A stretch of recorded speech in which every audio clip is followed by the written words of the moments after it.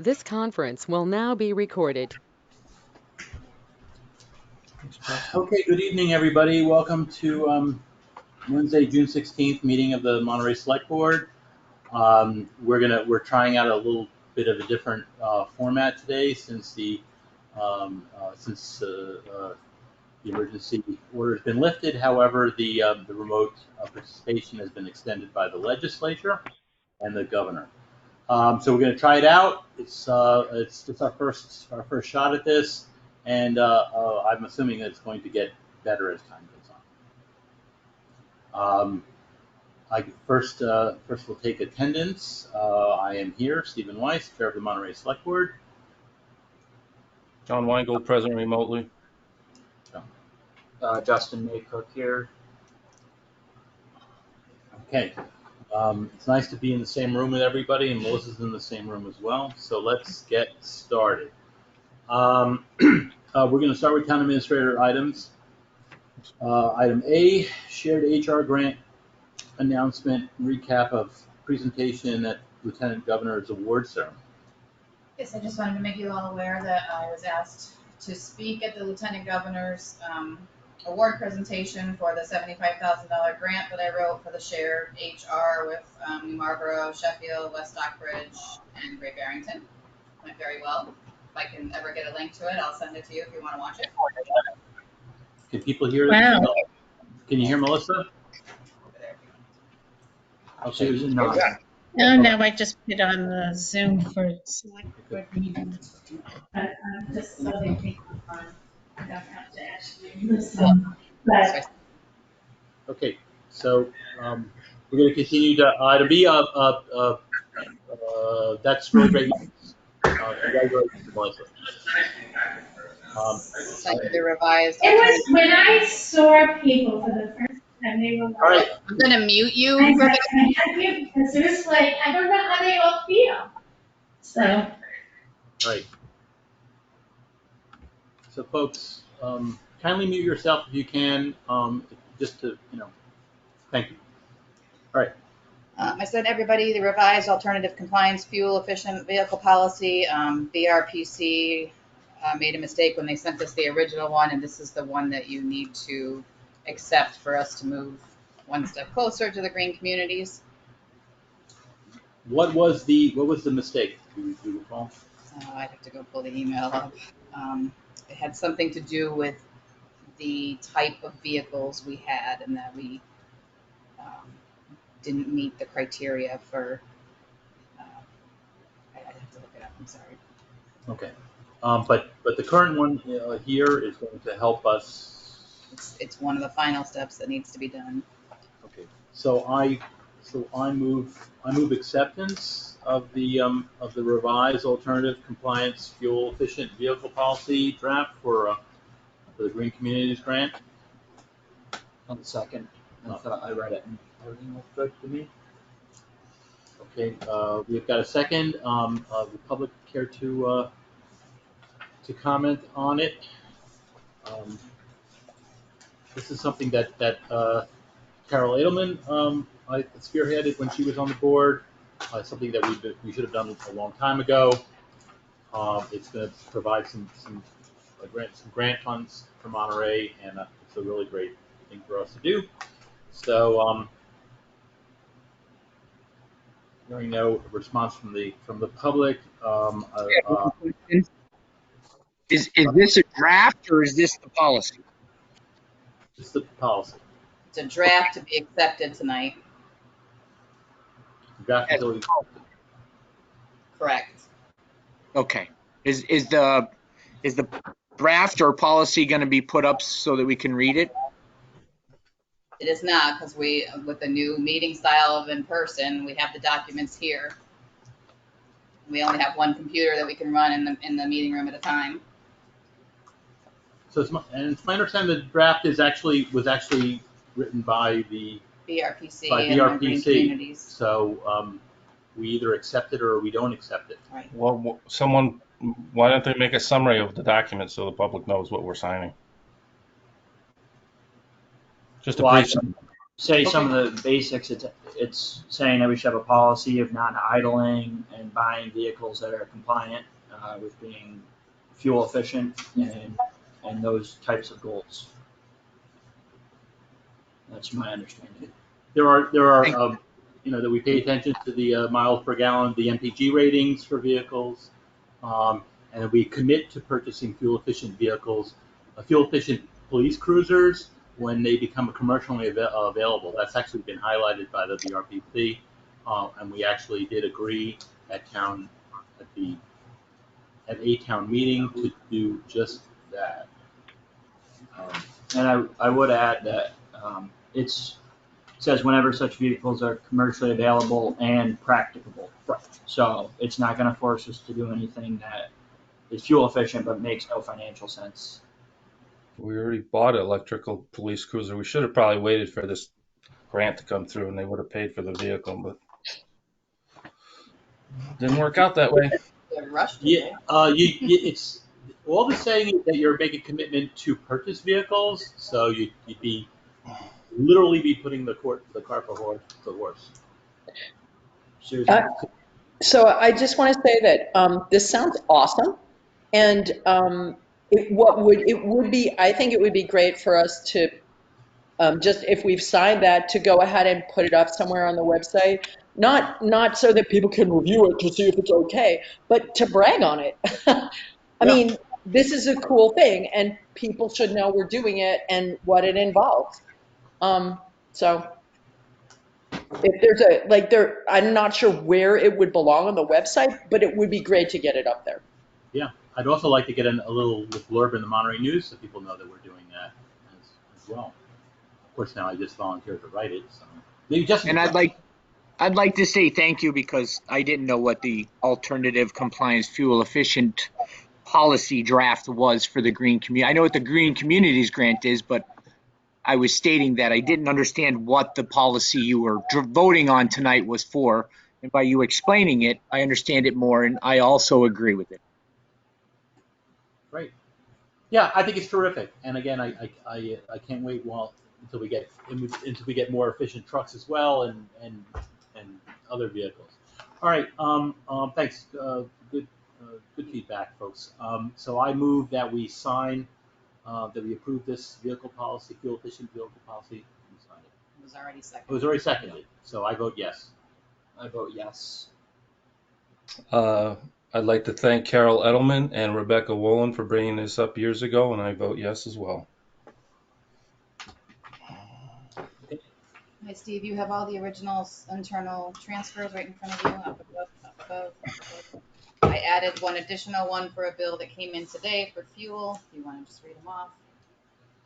Sure. So I have requests for transfers. The first one is for $209.06 for public lighting. I don't think I need to give the account number unless somebody wants it. I'll put it in the minutes. So we're transferring from snow and ice to public lighting, $209.06. I have copies of the bills from National Grid. I move that we do it. I vote yes.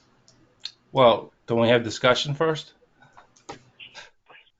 Well, so these are generally when we're talking about moving a bill, since the bills are germane to the activities, to the business activities of the town. Well, I've got a question about a point of order, actually, because the transfers, my understanding that state law is that the select board authorizes transfers and then it's sent to the finance committee. What happened in these transfers, apparently the finance committee actually voted on these last night. That's incorrect. Well, which ones did they vote on last night? They voted on two of them. One of them is new here. It's my understanding that as long as both committees approve it, that's fine. It doesn't need to go in a particular order. Well, that's not my understanding from an email from John Silbert from the Finance Committee. He says that these transfers did not follow proper procedures, and I just want to make sure that we're following proper procedures in state law. I don't think the finance committee can vote on this stuff before the select board approves it. So just, it'd be Wait, nice to follow some type of like but procedure. so, okay, so then we can both agree that in order to get it paid, the select board needs to vote on it and agree on it, right? So Yeah, before regardless the of finance whether committee decides what they're going to do. but you know Yes. what? We're not the finance committee, we're the select board, so I'm trying to move these items forward. And if there's a determination that the order has been somehow breached, then they will vote on them again. But in order to start the process, as you mentioned, and as John Silbert may have mentioned, we have to start it first. We have to do it right now at the table, and that's what I'm trying to do. Okay. Okay. Just So, do you agree to as a select board member and to move of $209.06 from snow and ice to public lighting? It's just a yes or a no. I vote yes. Yes, for me. yeah, I vote yes. But Okay, so there we go. Problem solved. Let's move on to the next one. Can you sign them? Uh, do you want? Just, Yeah. oh, good. I need a majority. Oh, you need a majority. Gotcha. Okay, good. See how great it is when we're all in the same room, getting things done. All right, the second one is for, I guess this is an overage for CART. Correct. CART, which is our transcription service at town meeting, there was excess, time. Because we had a continuation of annual town meeting. Gotcha. Okay, so because we had two town meetings, they are asking for an additional $280, and we're going to take that from select board expenses. So can I get so I make a motion to take $280 from select board expenses and transfer it to the CART account. I'll second that. Okay, just a second. I vote yes. Yes. I vote yes. Okay, so there we go. All right, so the next one. Sign. Oh, I'm going to sign it now.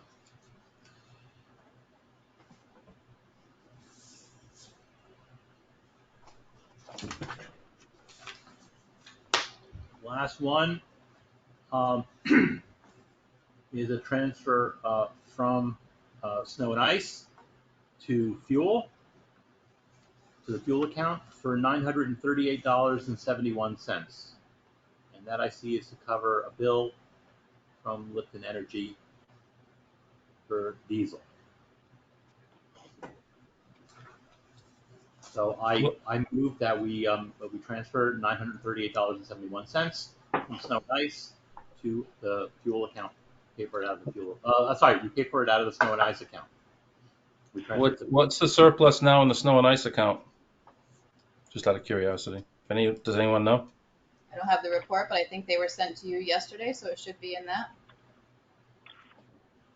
Typically, there's always going to be overages in the snow and ice account for the public's edification here.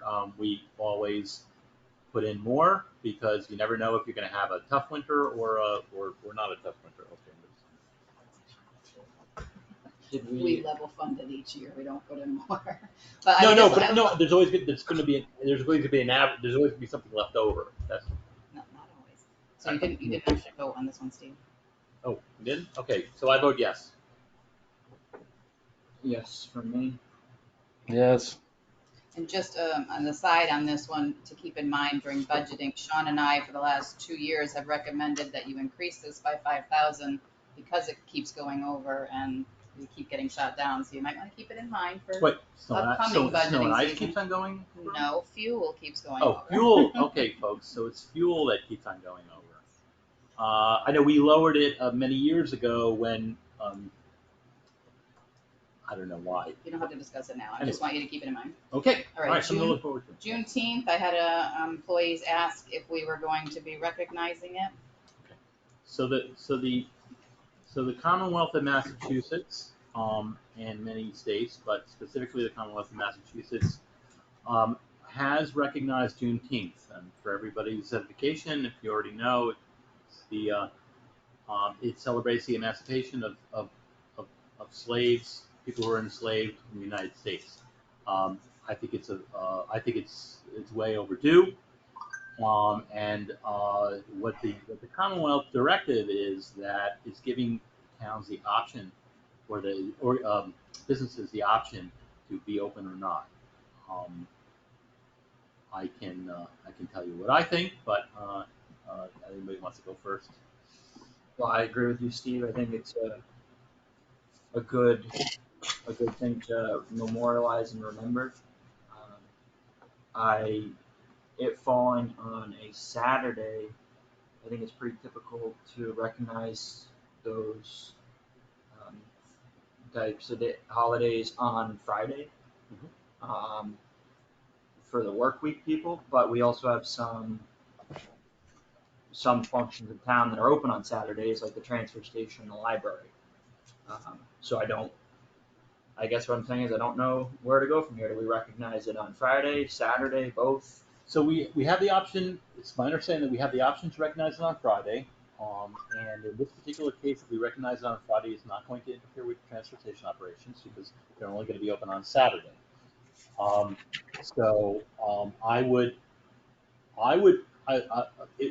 It's my opinion that we should recognize it for employees on Friday. And this way, our regular operations will continue on Saturday as scheduled. Should we also, so the transfer station is open on Friday, but the library is for 4 hours. And I wonder if we should just, because of our tardiness on the issue, allow people to choose for themselves whether or not to stay open. Like I said, I think it's a really important thing to memorialize. I just don't feel comfortable telling someone 2 days in advance that they don't have 4 hours of work that they were expecting. As important as this may be, just because we had time ahead of time, maybe going forward that would be different if we can expect it. But that gives me an uneasy feeling. Yep.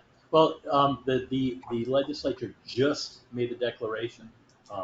So you also have the option, the state is giving their employees a floating holiday instead of Friday off, if you choose to give a day off. You don't have to give a day off. I understand that. If you're interested in which towns answered me around here that are doing it, Beckett, Egremont, Great Barrington, Otis, Pittsfield, Buckland, Stockbridge, and West Stockbridge are all recognizing it and giving their employees the day off. The day off or a floating holiday? There was one that was a floating holiday because they're closed on Fridays, and the state is giving a floating holiday. But... Well, I would make a recommendation that we give the employees the day off. However, if they do want to stay open, like the library, that they can use it as a floating holiday. So the other item you would have to address in that is our employee handbook states that only full-time employees are afforded paid holidays. Full-time employees. We can only make. Well, I don't know if you want to rush into this decision. I mean, I think the salaried people, the full-time people who work Monday through Friday, we should grant them the day off in recognizing Juneteenth, but allow parts of the government that want to stay open, just because of, like I said before, the short timing. I would be interested to hear what Susan has. Okay, Susan. I'm just wondering, for other holidays, like I don't actually know, like typically New Year's and Christmas and Thanksgiving, obviously they have defined days and most things are closed on those. Other than those holidays, what holidays do the library and the transfer station and anything I didn't mention that's relevant typically close for? Not so much town hall, but those other public functions. so the transfer station closes for Easter, and this year they'll be closed for the 4th of July because it falls on a Sunday. But typically, when that happens, we open the following day for the transfer station. And how about the library? I couldn't give you 100%, but it's my understanding that they're generally open unless a holiday falls on that day. I guess that's a pretty poor explanation. But you have to consider they're also not open every day of the week, and so. Oh, Mickey's on. Oh, Mickey. I'm on. Yeah, Because the library closes on the public holidays that are listed in the employee handbook, and the staff who are not full-time do not get paid. They just lose that day. What about something like Patriots Day, because that's a Massachusetts specific holiday. Is that listed? For Susan's edification, 4th of July also always falls on the 4th of July. Yes, I mean, but it's not one of those Monday, Friday holidays. when it falls on a weekend, it's recognized on the following day or the previous day. Well, somebody may get the holiday, yes, but it is celebrated on the 4th. Of course.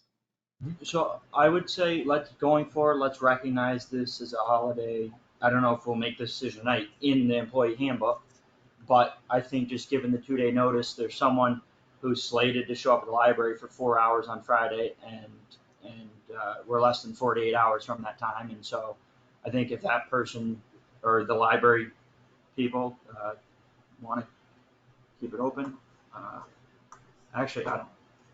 Okay, so I'm talking a lot about the library. No. I try and talk more generally and not specifically about conflict of interest point. No, we're talking about scheduling right now, so that's gonna. I also had my hand up. I don't know if you're watching, but 3 of us had our hands up. I'm sorry. This is Emily Johnson.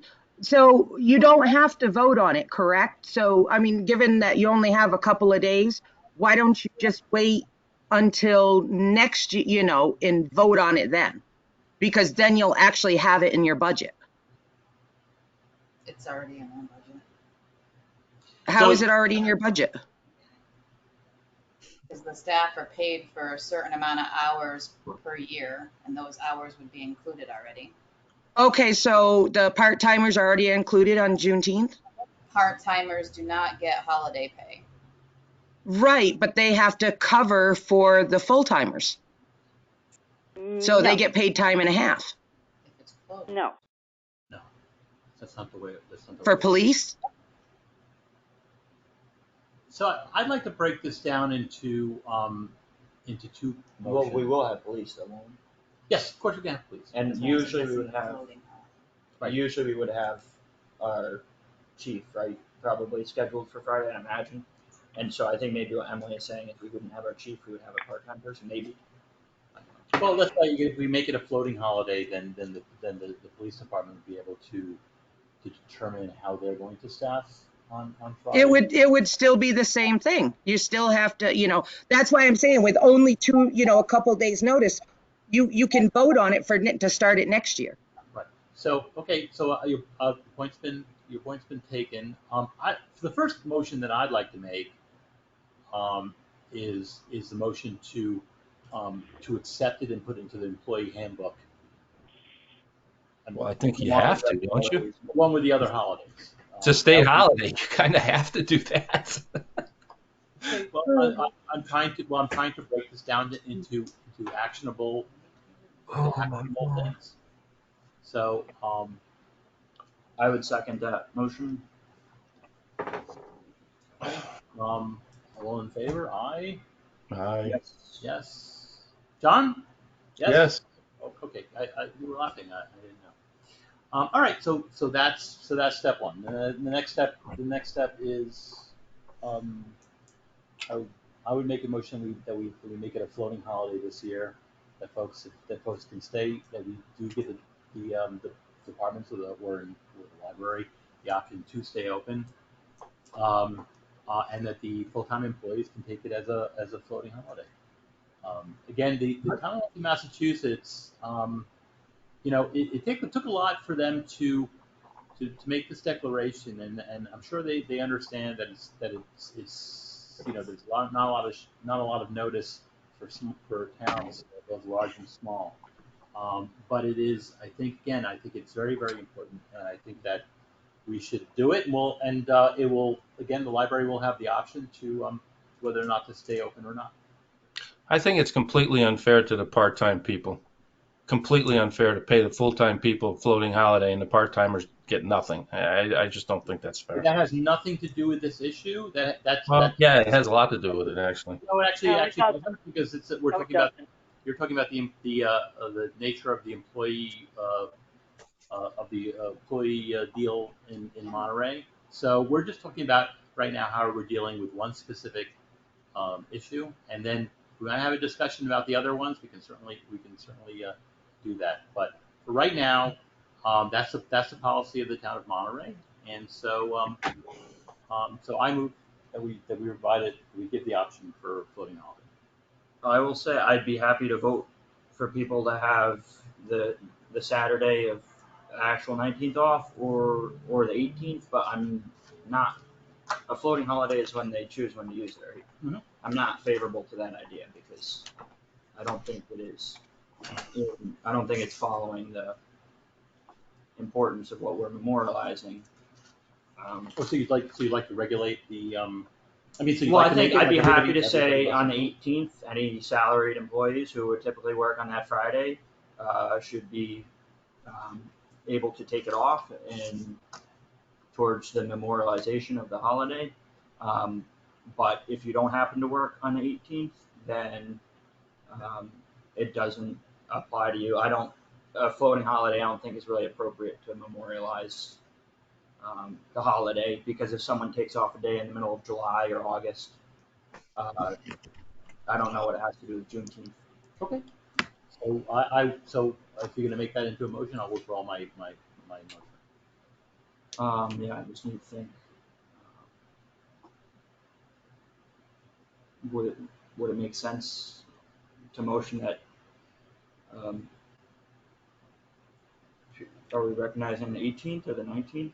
Well, the thing is this. Then we are allowed to. We've been given the guidance to if a holiday, whether it's Juneteenth or another holiday, is on a Saturday, you can apply it to Friday, and if the holiday is on Sunday, you can apply it to Monday. Yeah.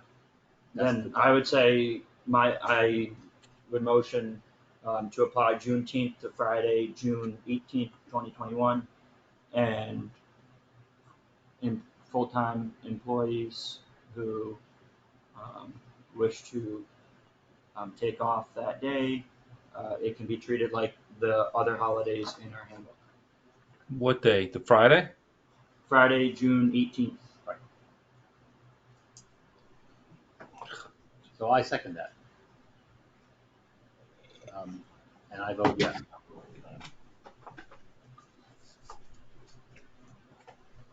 Any other discussion? Oh, sorry, All right. folks. Yep. All right, I vote yes.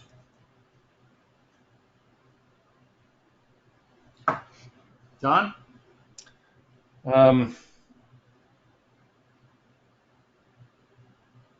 I'll vote yes. I don't know. Item E, transfer station software renewal mistake update. Yes, I believe I emailed you all, but I just thought I'd put it on the record that after a few conversations with the company that provides our transfer station sticker permitting software, they've agreed to give us a 30% credit off of our annual support fee due to the mistake they made with the pricing errors on the application that caused Ms. Whitbeck to complain at the meeting a few weeks ago. So what does that mean in math? I'm sorry, what? What does that mean? 30% off of what figure, and what does that mean? What's the amount? It works out to be about $400, I believe. I'm waiting for a revised bill, so. Oh, so we pay them after. No, I just want a revised bill with either a credit memo or before I submit it for payment. We usually use the same company We always use the same company. because I remember we did an exploration of if there were any other companies out there, and there weren't any that were reasonable. Well, when I was at the transfer station, I still don't understand what the policy is. I mean, are the people can they go to town hall and give you a check? I mean, what what was voted on? People I can, mean, I saw people coming down. what is the procedure If if you people want to vote, renew your dump sticker in person? Is there a procedure? Can you do it? you can. It's $75 if you come to town hall, and if you go online, it's $65. And I think Why next is year it we'll more have expensive to something do it like in that and make person? it efficient. Are we going to discuss that right now? Or are we Yes, waiting we till are. the end? Okay. May I say something or not? Sure. Or I'll wait till you say I can. Okay. Yeah, Mickey. Beautiful. What's up, Mickey? You have a comment? All right. So, I had not received a sticker application, but that could be the mail. We know how the mail goes these days. But when I picked it up and I read it, it says that it cost me $75. And I had heard somehow you could get $10 off, but it doesn't say anything about that on this piece of paper that I received. So I find out that if I pay online, I can get a $10 discount. And I think that is basically discrimination against people who are not online or choose not to pay their bills online, which is it's not always a secure thing. Mhm. So when people pay their real estate taxes online, I believe, and you can correct me on this, but I believe they pay extra. They don't get a discount. They pay extra because they have to pay the like the MasterCard fee. Right. So I really don't understand how you can give a discount to people for paying it online and never say anything about it until just recently. I don't The other understand it problem, at all. Voted on it. the other problem paying online is they charge you a service fee of $250. So what are you really saving? Why is it cheaper to do it online than just hand a check in? I've been doing that for years. So everybody, I understand that this is an issue, and I understand a lot of people don't like to pay online. I think that over the years, the select board was trying to find some kind of more efficient way to get these transfer station passes processed. And an idea from a previous select board was to see if we could encourage people to do it electronically, um, with the understanding that not everybody would be able to participate. I do see, since I was part of that select board at the time, I do see that there are many challenges, both technologically and um, I don't know, basically technologically. And quite frankly, I'd be willing to make some changes when we start talking about the new permits in the spring. However, in this particular case, I mean, like for example, for myself, I did come in to town hall and pay for my permit, and I paid the extra $10 only because it was more convenient for me because I was already in town hall. But I can understand all these things, and I think that we should try to make it more simpler, not more complicated. I think maybe by accident we made it more complicated. Sometimes when you're trying to fix something, you make things a little bit more complicated. So. Message received, and hopefully everybody's gonna tune in when we have the discussion about what to do next year. In the meantime, um, we are getting a discount for a big mistake that was made by the company, and we're gonna try to move forward. Vicki, did you get your sticker? So no, I didn't get my sticker yet. No, because I am objecting to this. I think it's discrimination against me because I am not online. And that's like taking away my voter rights, like saying I can't vote in person or something. I'm going to have to always vote online and can't vote in person. That to me is discrimination. And I object to it. And maybe I'll bring in a $65 check because I think that's fair. It can be a cutoff date like you had last year. Last year, the ticket was $60, $50 if you paid before June 30th. Got it, great. It does have a cutoff date, Mickey. The incentive was to do it online and before June 30th, and you get it for $65. If you come in or do it Where does online it say after June that? 30th, it's $75. So this was all in the select board meeting minutes when they made the decision. It was discussed But pretty it was heavily. not published. It was, I mean, other Right. than, unless you looked at all the select board meetings, which you can't always do if you're not online, then it's not known to the public. It wasn't in the Monterey News. It wasn't mentioned anywhere else. Nick, And I really Justin, find, and it's not the $10. It's just the whole procedure is wrong. I'm sure, And I'll have to pay it. Justin, I'm sure you remember 2 meetings ago or 3 meetings ago, we discussed this, and it was decided, you and I voted yes, and Steve voted no, but everyone was to get the discount whether they paid online or in person. And now, see, that's what, there's so much confusion. That's why it's becoming very frustrating for me to like deal with these constant issues that keep popping up because nothing is set in stone. Everything changes day to day. If you don't recall voting for this, I mean, don't you John, recall voting that John, everyone listen, got the hear me, discount? John. One, I do remember voting to refund anyone who was confused. That didn't mean by the literature published on it. That didn't mean anybody who um, did not want to pay online. It meant anyone who was confused by the literature, which was incorrect. That's my recollection. Mickey, it is certainly a discrimination to charge people more if they want to pay in person. I think it's interesting that you brought up that for paying, I think you said real estate taxes, you pay more if you pay online. And I'm wondering if you think that's a form of discrimination as well for people who, like my generation, doesn't have checks. I don't have checks for the most part. So I can only pay online for a lot of things. So if I had to pay real estate taxes, would I be right to call that a form of discrimination that should be ended? You might want to take that up. Just want to be consistent. Yep. It would be nice to be consistent. It sure I would think be. it is nice to be consistent, but one thing that I think should be, there's the consumer point of view, but as the town government, some things may make it more difficult on the town because salaried people might be spending more of their time processing requests if it's a certain way versus another way. And so we might want to incentivize allowing our salaried workers who work so many hours a week to be able to focus on maybe different tasks rather than filling out those forms, which might be done more easily online. I just think, something to think about. It might cost the town more time and more money, uh, and maybe it's something we should encourage. I completely agree with that statement, but that wasn't the case. That's not what the email was sent out to the public. It was a confusing email. It made no sense.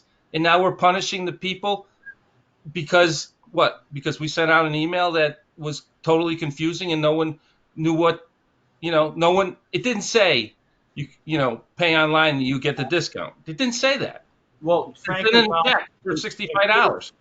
There's two different issues going on, Oh, which is one, the mistake on the informational side, which is what I empathized with and said that we should offer refunds on people who were mistaken by the information. On the other hand, we have people who don't want to pay online but still want the discount. And frankly, I wasn't around for the making of that policy, but my understanding is that it was made by the select board lawfully and that it's something that we should uphold. I don't necessarily agree with it, but it was the policy that was set forth. And so I think I have an interest in upholding that policy, which was set forth by my time. I'm not condoning it or saying it's a good policy. We can set our own policy as a board for this coming year, but I don't think that's my place or our place as the board to say, whether the policy that was already set in place was a good policy. Now, the misinformation, the mistake on the emailing and the literature is a completely different issue that the last board didn't deal with. And I think that's something that I feel comfortable speaking to. well, And there's so a it's flaw in two your different, argument because there were no refunds issued. All the checks that were sent in were rejected. They were all sent back to the people. There was no refunds. No one got a refund. I don't know what you're talking. There was no refunds. All the checks were I sent know. back. I understand. I'm of that understanding. What I'm saying is that I'd be happy to issue refunds to people who are confused by the mistaken literature, and maybe the $400 that we got because it was the company's fault can mitigate that loss. But I'm not interested. Sorry, Mickey, and sorry, Ellen Whippeck. I'm not interested in changing a policy that was set in place lawfully because some people think it's a bad policy. I might agree that it's a bad policy, but it is the policy for this year that was made by the board, and we're most of the way through the process. I'm not interested in changing the policy at this moment. But the policy wasn't disseminated to the public. Okay, understood. I think that So Well, what do you want? it was as part of public record through the agenda, through the minutes of the select board. So, I mean, it was. But yes, we can do better, folks. We can do better, and we're gonna this spring, we will do better. Mike. I have my hand raised. Oh, I'm sorry, Mike. I didn't see that. So I had a question. If I go to the transfer station, I can purchase a blue bin. I can pay to get rid of a mattress. I can pay to get rid of an appliance, a tire, construction debris over a certain amount, but I can't purchase a dump sticker. Right. And By check. and my question is, I took an Uber for the first time, and I paid for the Uber to the Uber driver utilizing my debit card. If I can pay an Uber driver, how come I can't pay for a dump sticker or other items at the dump utilizing a credit card? And I'll use Justin's analogy, that I don't have a checkbook.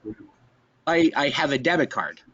So the transfer station attendants refused to use the laptop, which would be required to accept a credit card up there. Well, I posed that question to the transfer station attendants, and the answer I got from the transfer station attendants were that they were never asked to provide or do that function. That's correct. Well, let's look into it. I have been inconvenienced at the transfer station many times trying to drop off construction debris, mattresses, etc. I can't pay. I have to pay in check. I can't pay this way or that way. I'd be open to making that more seamless, whether it's working with the transfer station attendants and getting them on the same page or whatever it may require. I think that's certainly something that would be good for the town going forward. It'd make a lot of people's lives easier. So we can certainly explore that. It has been explored, but we can certainly explore it again. We want it, we want to make it as convenient for folks as possible. But again, sometimes you're adding the technology is more difficult, or people are actually working on maintaining the transfer station instead of selling dump stickers. Of all the select board members here, actually, probably of anybody here that's online, I think I'm the only one that actually personally sold transfer station stickers when the clerk refused to do so. Not the current clerk, but a past clerk refused to do so. I can tell you it's a little bit involved to fill out all that paperwork and to get everybody's numbers and what have you, whether you're doing it by check or by debit card. So, but again, we should always look into making everything more seamless. And shall we move on? Kick the issue down the road. Kick the can down the road. Do you want to make a motion, John? Yeah. What is it? Yeah, I'd like to know what the motion is. The motion. Make a motion. Yeah, the motion, as it was 3 weeks ago or 2 weeks ago, whenever it was, that everyone should get the discount, whether you're paying by check, in person, by mail, or whatever, because the email was totally confusing. Okay, my motion was based on if someone was confused by the literature, that they should get a discount.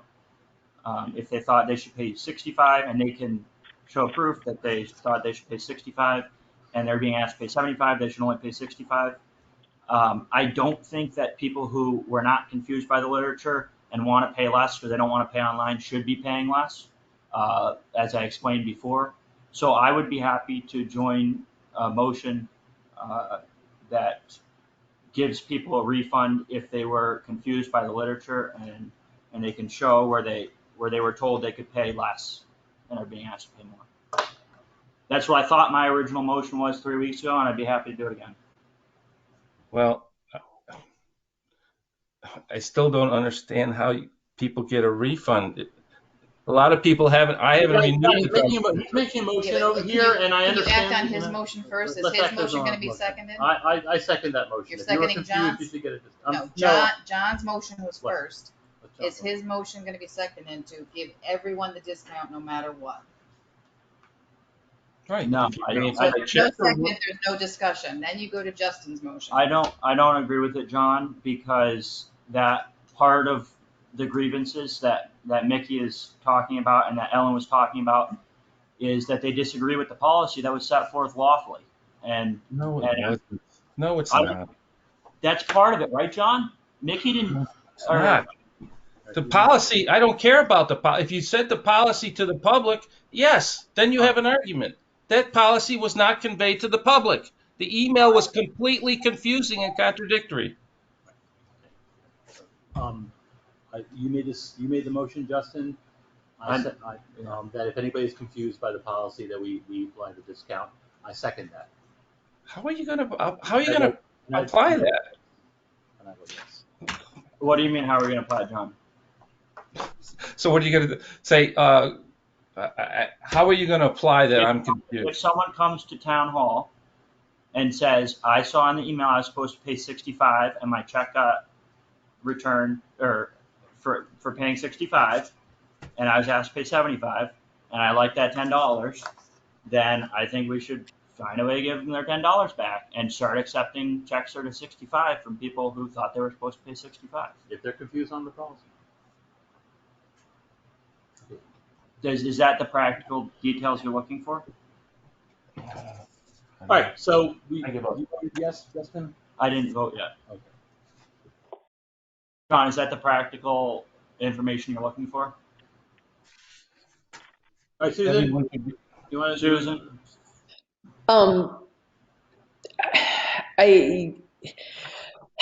I think it is very hard to have a policy about if you were confused, you can have a refund, because John has a point.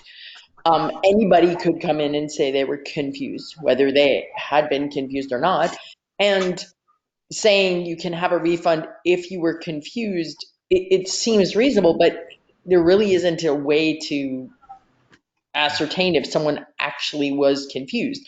I suppose you could argue that if they sent in a check for 65, then they were confused, since supposedly the policy is 65 online, 75 by check. So if you sent in a $65 check, you must have been confused.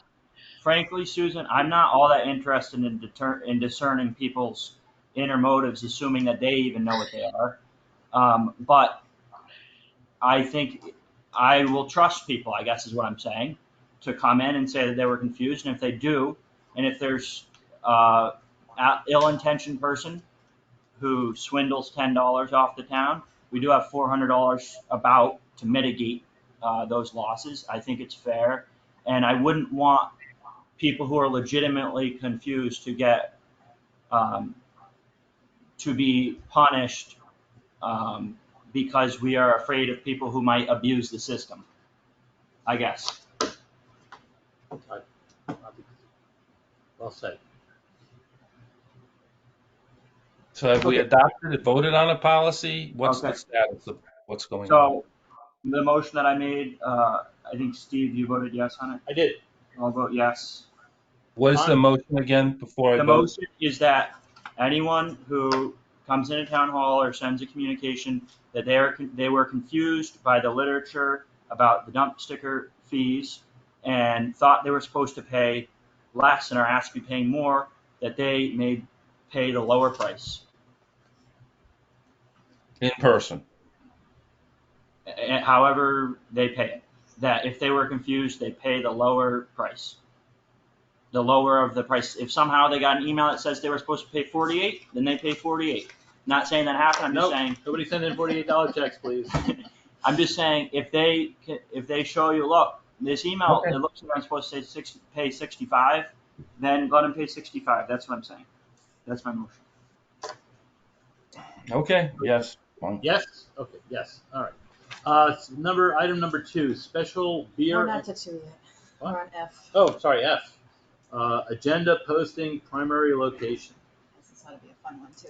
So I sent you all an email with a summary of the meeting notice posting and my recollection as well as the minutes. So back in 2015, the board at the time voted to notify the AG's office that the town website would be the secondary alternate posting method. And they also went on to inform the AG that the town clerk would still handle the posting in the primary location, which was the bulletin board at town hall.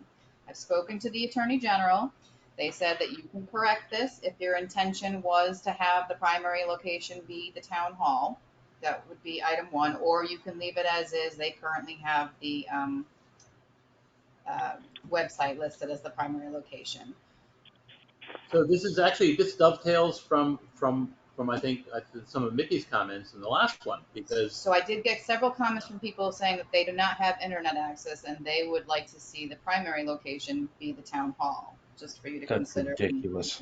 Point A. That is Well, I will say. First of all, the AG's office doesn't distinguish, but there's only one official posting according to the AG's office, and that's Yeah, the website. you're right. There is no You're right. secondary, third posting site. There's only one. And Yes, the town John, adopted in that's what- 2015 for it to be the website. I know what you did and what the select board did. There is no such thing as a secondary posting site. It's And not in this what I day and did, it's age, what with the board told me. technology, with everyone having a phone, they should be able to look at the town website and see what the agenda is.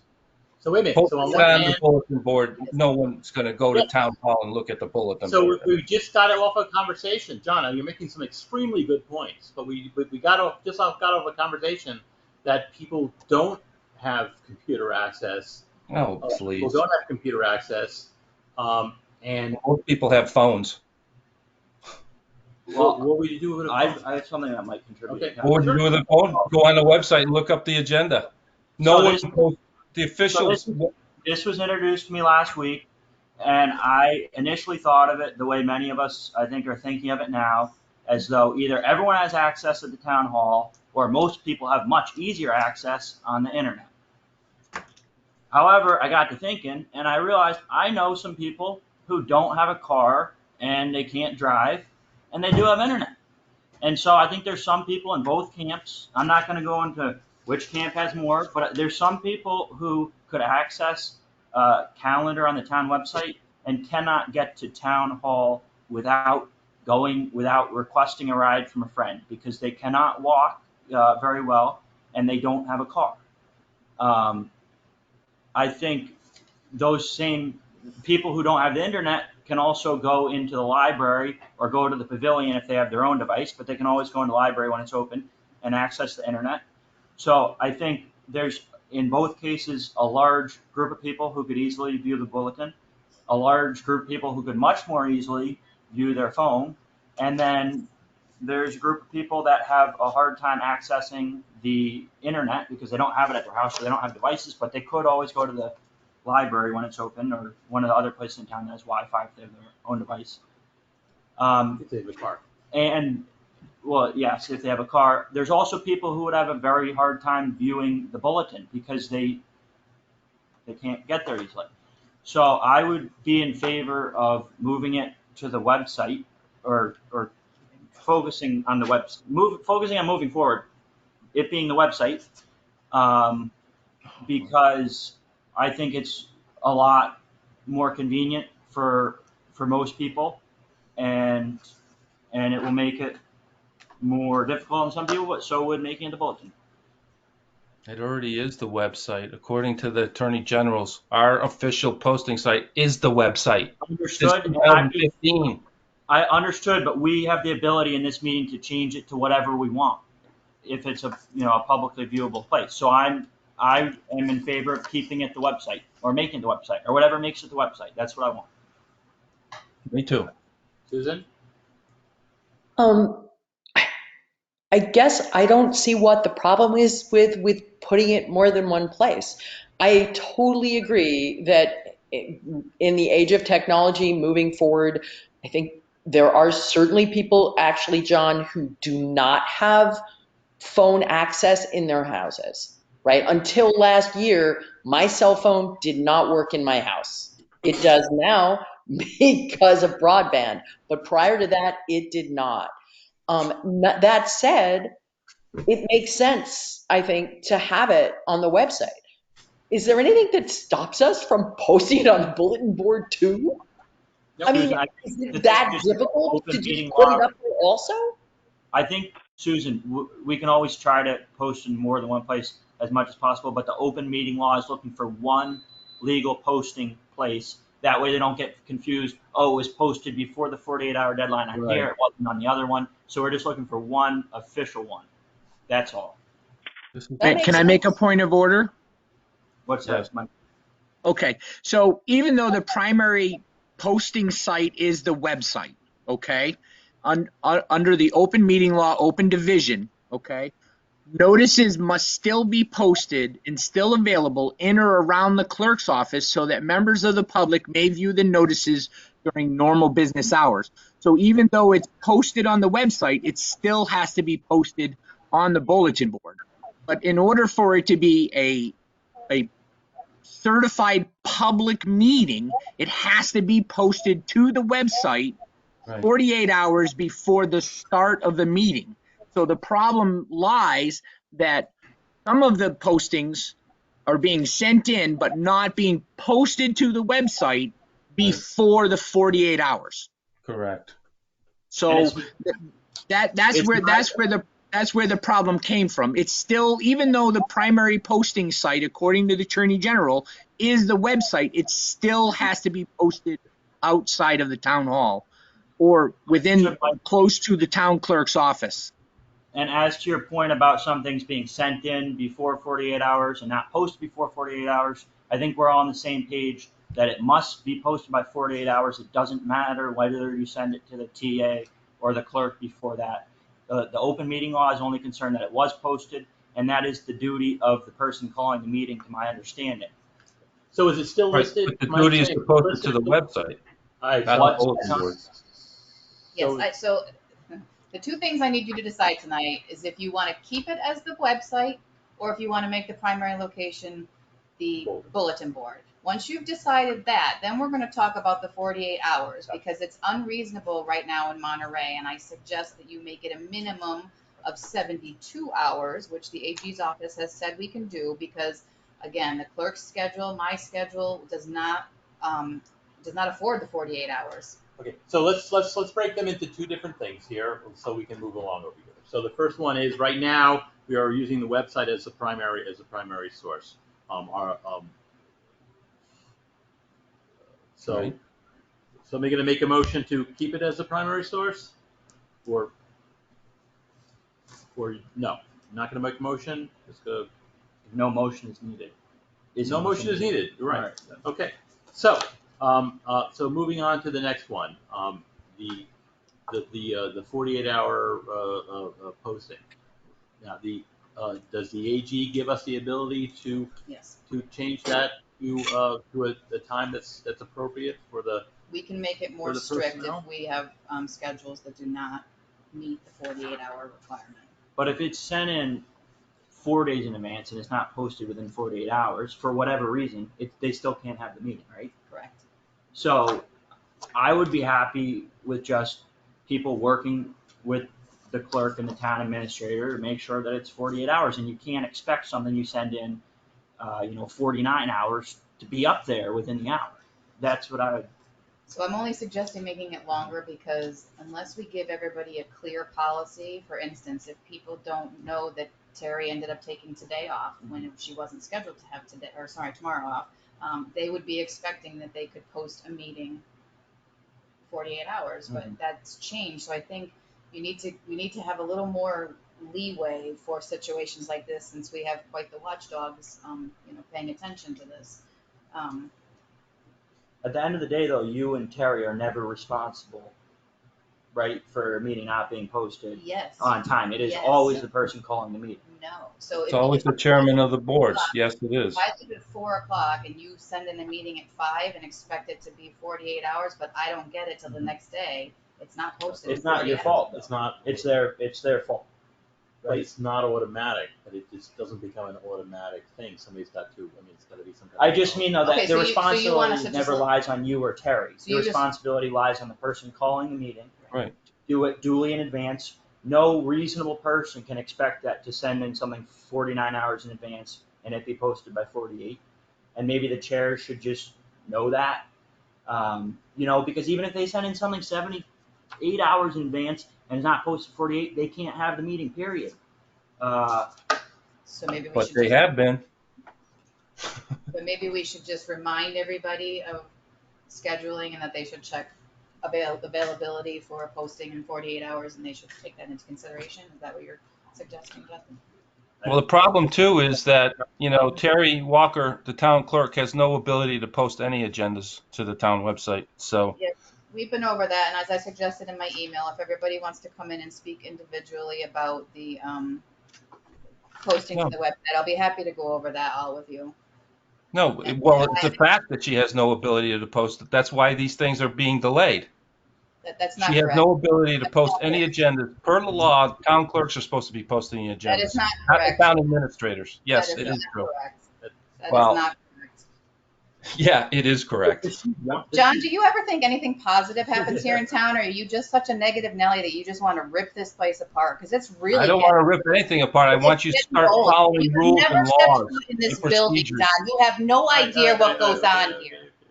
All right, okay, listen, fine, so, the agenda posting primary location, we've settled, it's gonna stay at the website. Let's move on.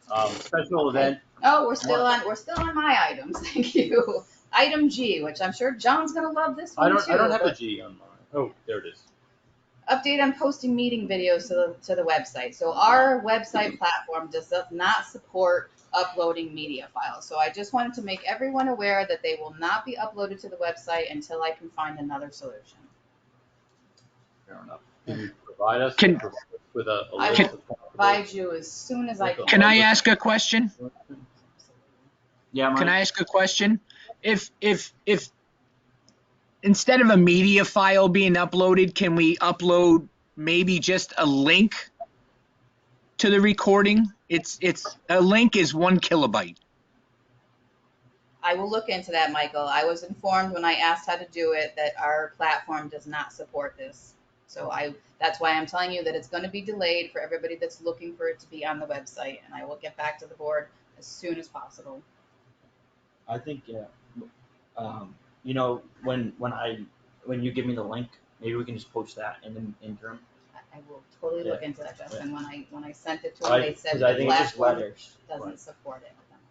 And I'm concerned that a link takes you off the site if it's a private, is the video storage thing a private thing? I mean, is it going to? It will, yeah. jump All over I the know site? is when I ask for a video recording, I get a URL, which I believe could be posted because letters and symbols, which would just it would take you off the website, but it would get people where they need to go. All right, so let's work on it. Can we go down to, can we continue? We have a request, special event beer and wine permit application here. Generally, it seems like everybody had a chance to read it. Yep. People are having a family reunion. They like to use the community center. They do have the required insurance, and as long as they do that, we generally agree. My only concern is, personally, if somebody's going to have 60 people at an event, I thought we had an agreement a long time ago that they would contact the chief just to make sure that there's going to be ample parking and traffic. So it says on there if they're going to be parking on the street, they have to give a parking plan to the chief, but she did not check that box. She did not check that box. Family members. I know we were able last year during the state roast, we were able to fit about 20 cars in that parking lot. So a family event, 20 cars for 60 people, I think is pretty reasonable. And Point of order, Mr. Chairman. But- If you remember correctly, I was the subject of an investigation while employed for the town of Monterey due to alcohol being consumed on town property. I believe it's against the law. Yeah. Okay, and so, is this your family reunion? No, sir. But Okay. I believe it's against the law to consume alcohol on town property. Mike, I remember Oktoberfest at the community center used to serve alcohol. I'm not sure if they did that illegally. I would imagine they did that legally. That's just at least one instance I can think of where it's been done.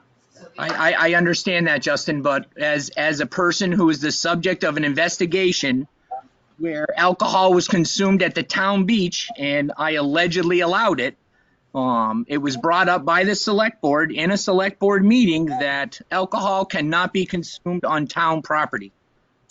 The reason alcohol can be consumed at the steak roast is that's private property. The community center is town property. I'm talking about Oktoberfest, which is something that used to be held at the community center, which maybe was still, I don't know exactly. So it's my understanding, Mike, that's an interesting point. It's my understanding that the beach still has prohibition of consuming alcohol at the beach. However, that permits have been granted for alcohol use at the community center. So if you have a family reunion at the community center, I'm sure that we would be more than happy to accommodate you and your family members. Why don't we just ask town council if that's the law? I don't want to expose the town people drinking on town property, and then someone gets in an accident, and they're going to hold the town liable. No, we need to find out. There, the applicant has applied for an insurance policy, and as required, listed the town of Monterey as additional insurance. So that fulfills the requirements. Well, still may be against the law, right? So, okay, so I move that we accept the license, the alcohol permit for the use for the event that's going to happen on July 2nd, 2021, from 1 to 5 p.m. I'll second that motion. All in favor? Aye. Yes. No. No. What did you vote? No. No. Okay. I'm going to sign it here. Justin, give this signature to you. Okay. So, Highway Planning Commission appointments. Oh, Highway Planning Commission appointments. Oh, this is John. You can be very happy. So there was believe everybody got the email from the town administrator regarding a discussion that took place as per open meeting law guidelines at the following the second annual town meeting last Saturday. Basically. How was that following the open meeting law? No, it wouldn't. It wouldn't. But I just wanted to make that clear. Basically, the discussion was between myself, Mr. Silbert, the town administrator, and director of highway operations about trying to come up with some ideas on the monetary and manpower costs of maintaining the roads in Monterey. Now, this is already a program that's underway. However, Mr. Silbert actually seemed to be very interested in getting coming up with specific numbers, and that's always a good idea because a lot of over the years in Monterey, we've just assumed certain amounts of money to maintain our roads, and the more of analysis we do, the better. Since it is a since there is a bylaw that exists that is not really specified, we thought that maybe what we would do is see if we can get permission from the boards to impanel a rudimentary highway planning commission to to study the cost related and study and report to the boards, study and the cost amounts related to maintaining, upgrading, and providing roads and highways in the town of Monterey. Well, I think that you having a discussion outside of a public meeting and then it appearing on the agenda is probably a clear violation of the open meeting law. There But you go. See, I was waiting. I was waiting for that. yeah, well, you should have been a little more Yeah, careful, so, and so you know, John, please feel free. you're doing the same thing that the prior chair people have So, done, there we go. So, doing things on your own again. so So let me I'm guess going who's to going to bring be to the on board this a commission? proposal. You, Melissa, Sean, and who? Maybe a highway guy. I think the intent of these bylaws is that the citizens have oversight of the government, not packing these committees with governmental employees. I mean, Okay, what's so the sense of having the highway people oversee their own? That's what the citizens are supposed to do. That's what these bylaws were passed for, not to pack these things with town employees. I mean, So John, you know what? I you understand how that's this is really upsetting. I think yeah, it that really is. It's yeah, very upsetting. I would be livid if somebody were to propose that we actually do an analysis of how much it costs the taxpayers of Monterey to maintain our roads. Of course, it should be somebody. It should be people that.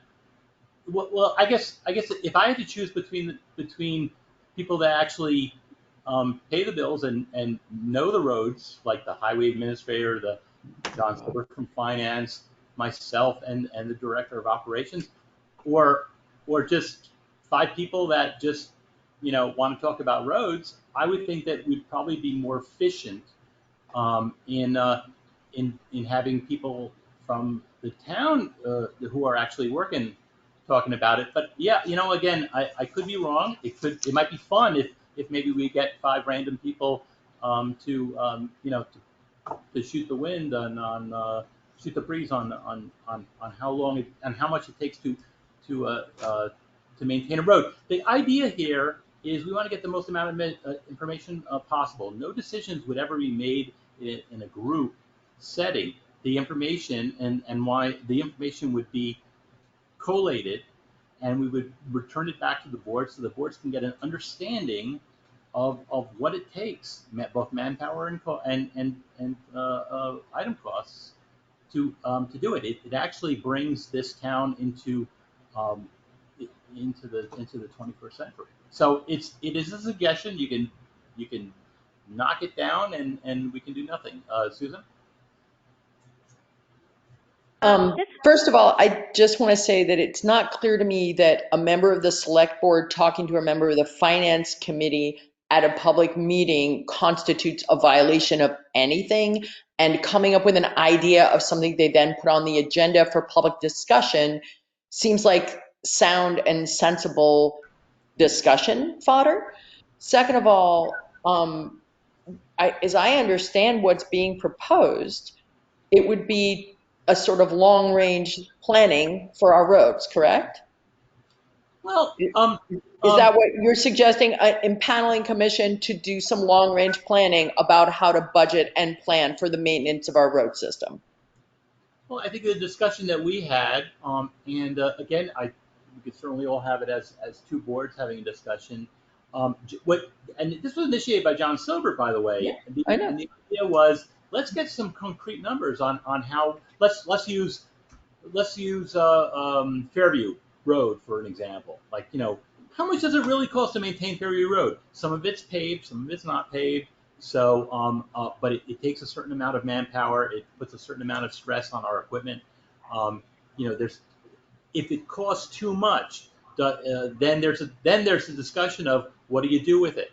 Do you maintain it the way it is? Do you look to changing the platform of it in some degree? Is it cost effective? But in order to do that, some analysis is going to have to be done.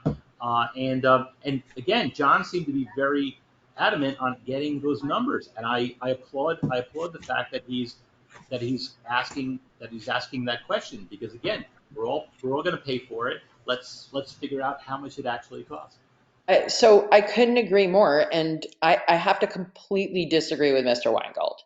I think that if we're talking about long-range fiscal planning, not just fiscal, but project planning for the maintenance of our roads, the sensible people, certainly, if you think it's important to have some members of the public as watchdogs in there, I don't see the harm in it.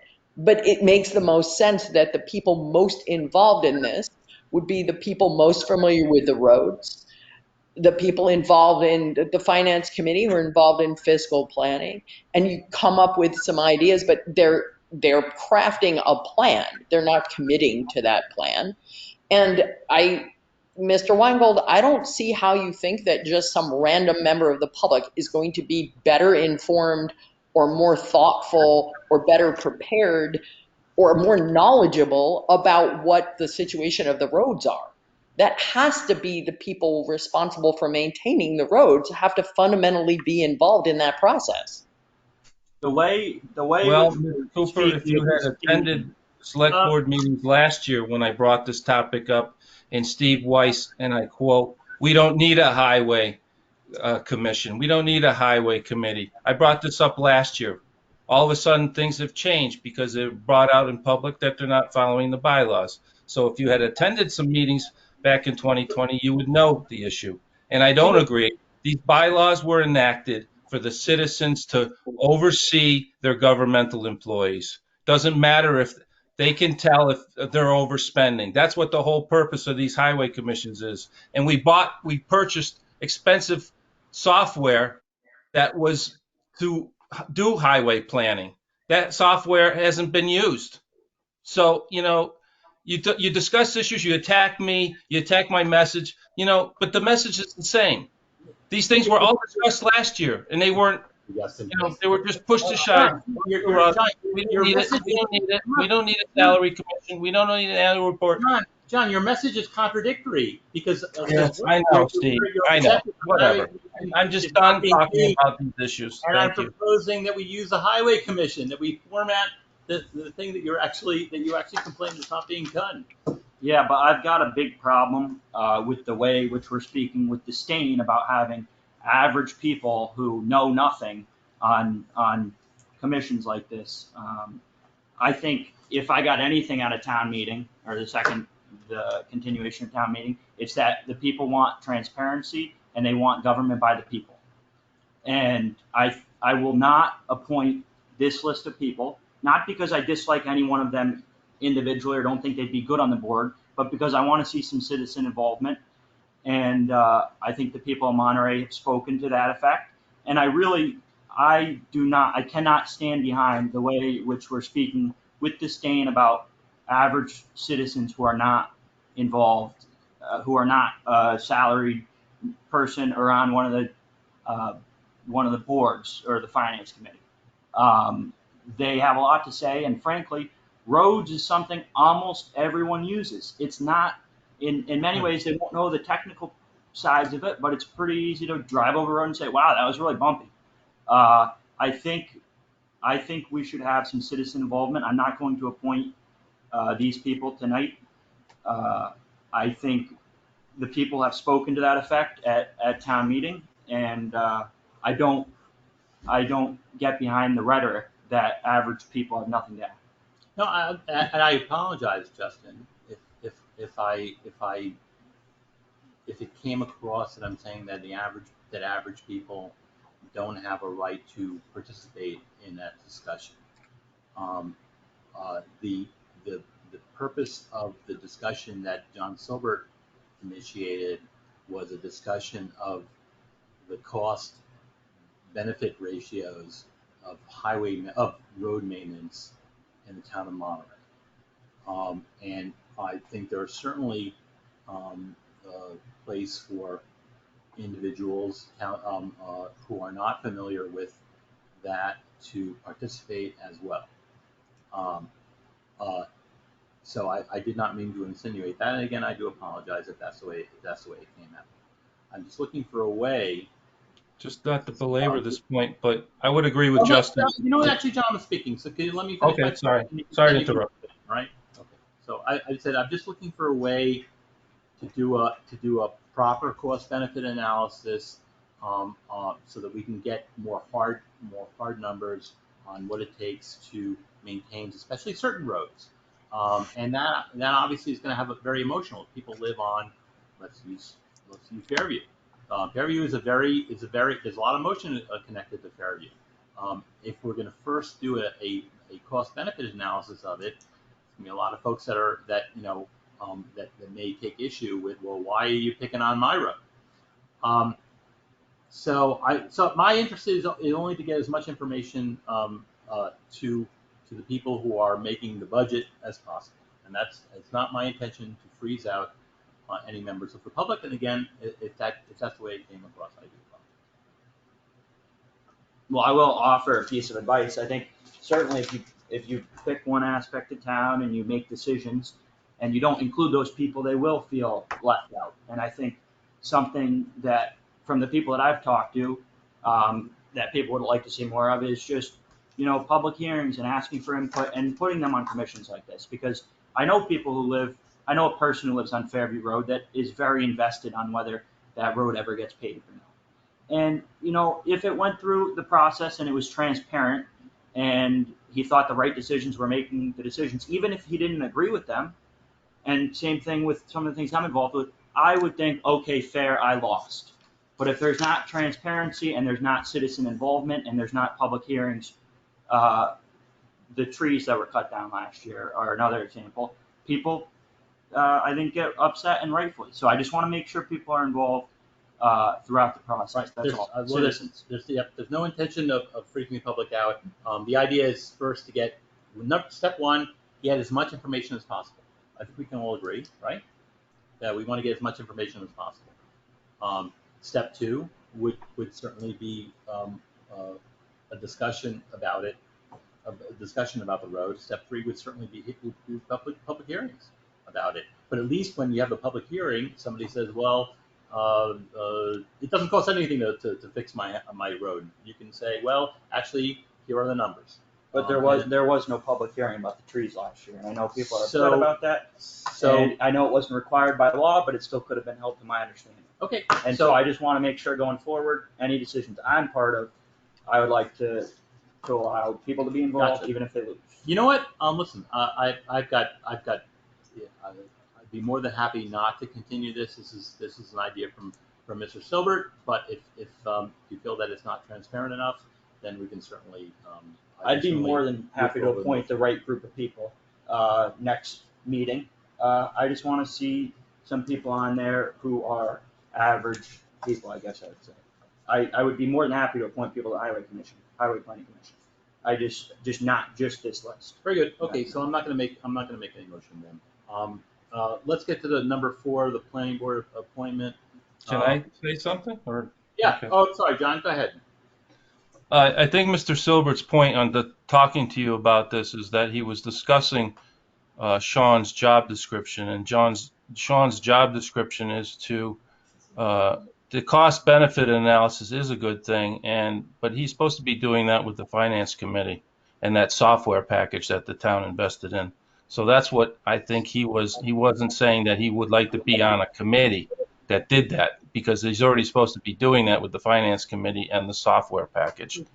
But I think we should make a motion tonight that we put out feelers and we appoint a highway committee that's populated with citizens of the town and not governmental employees. And that's my motion.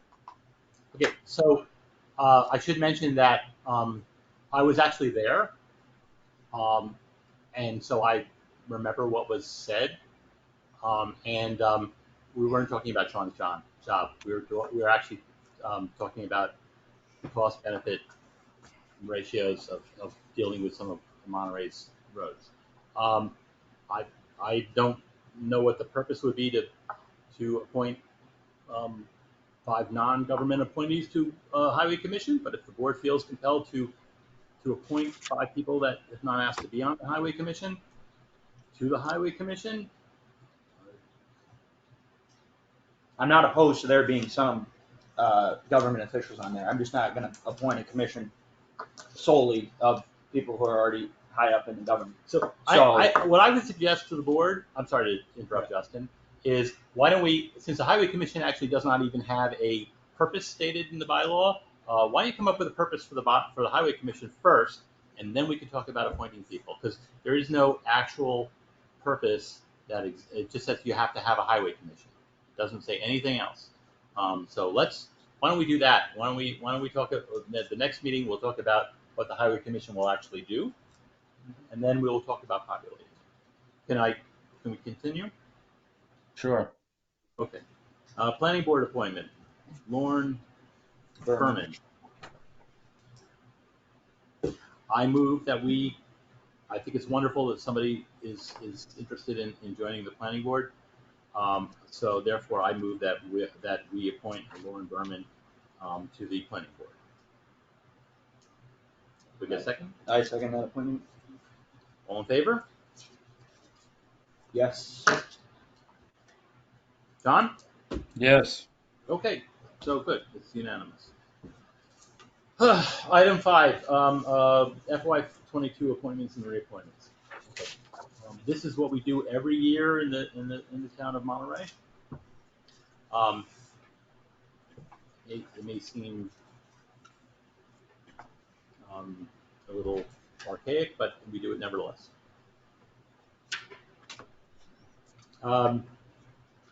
Everybody has a list. Shall I read them down, or are we just going to appoint them as they appear? No, we should read them. All right, I'm going to read them. If anybody has a hold on any of the appointees, please mention it. We can hold and we can have a discussion at a later date. They don't necessarily. It does not necessarily have to be done prior to the June 30th if somebody's got a hold on one particular individual or another.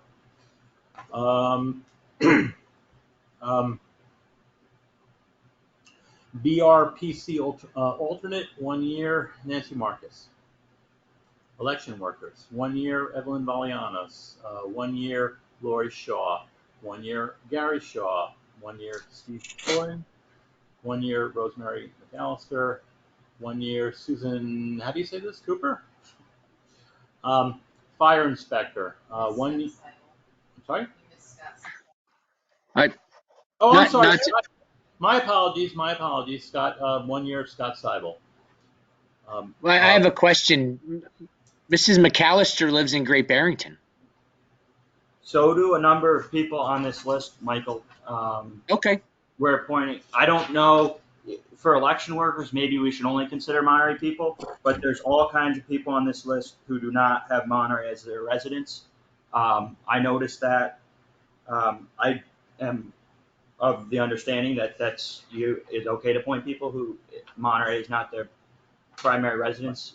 It's a lot of people on this list. Depends on the position, but yeah. Shall I go on?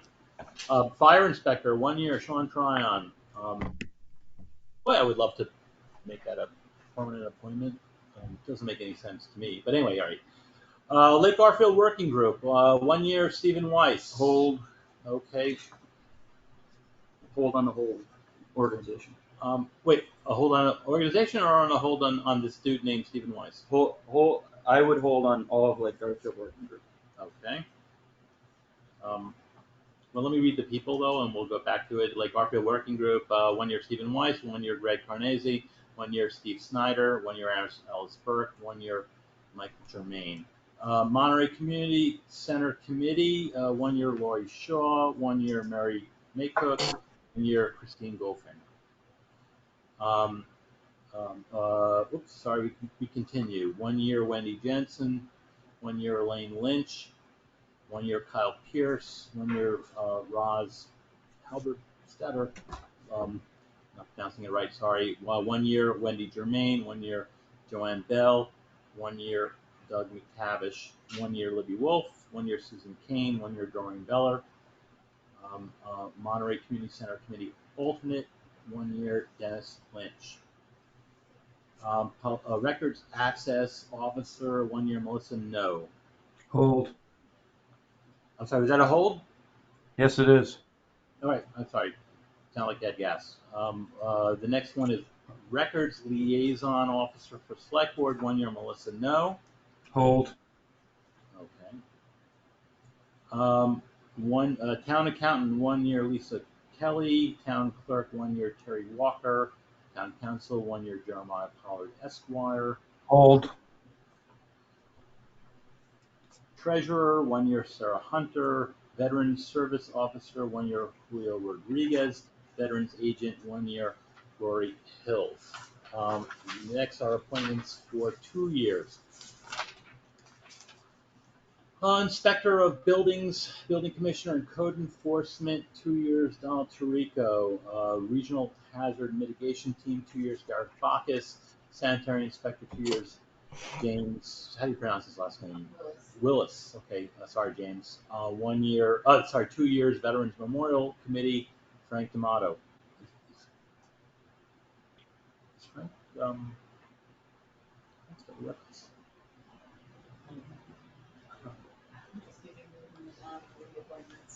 Okay. Okay. 3-year terms. The following are 3-year terms. I'm not going to say 3 years anymore. Conservation Commission, Jeremy Rawitz.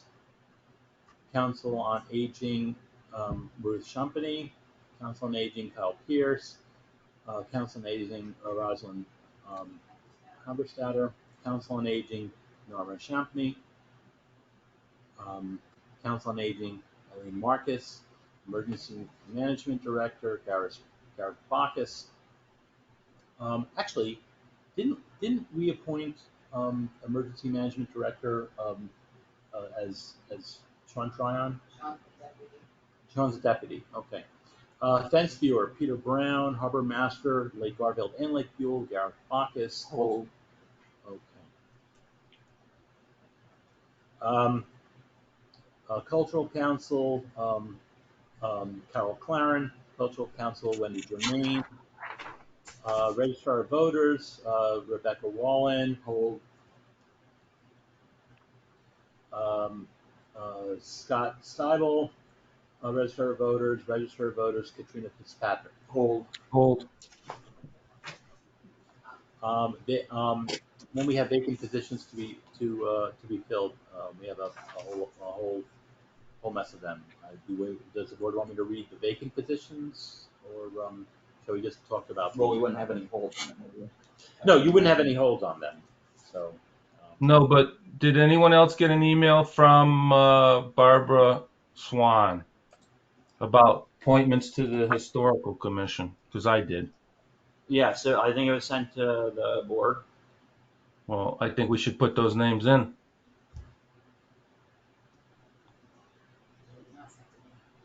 Sorry. So. Or do you want to do that after? I don't know.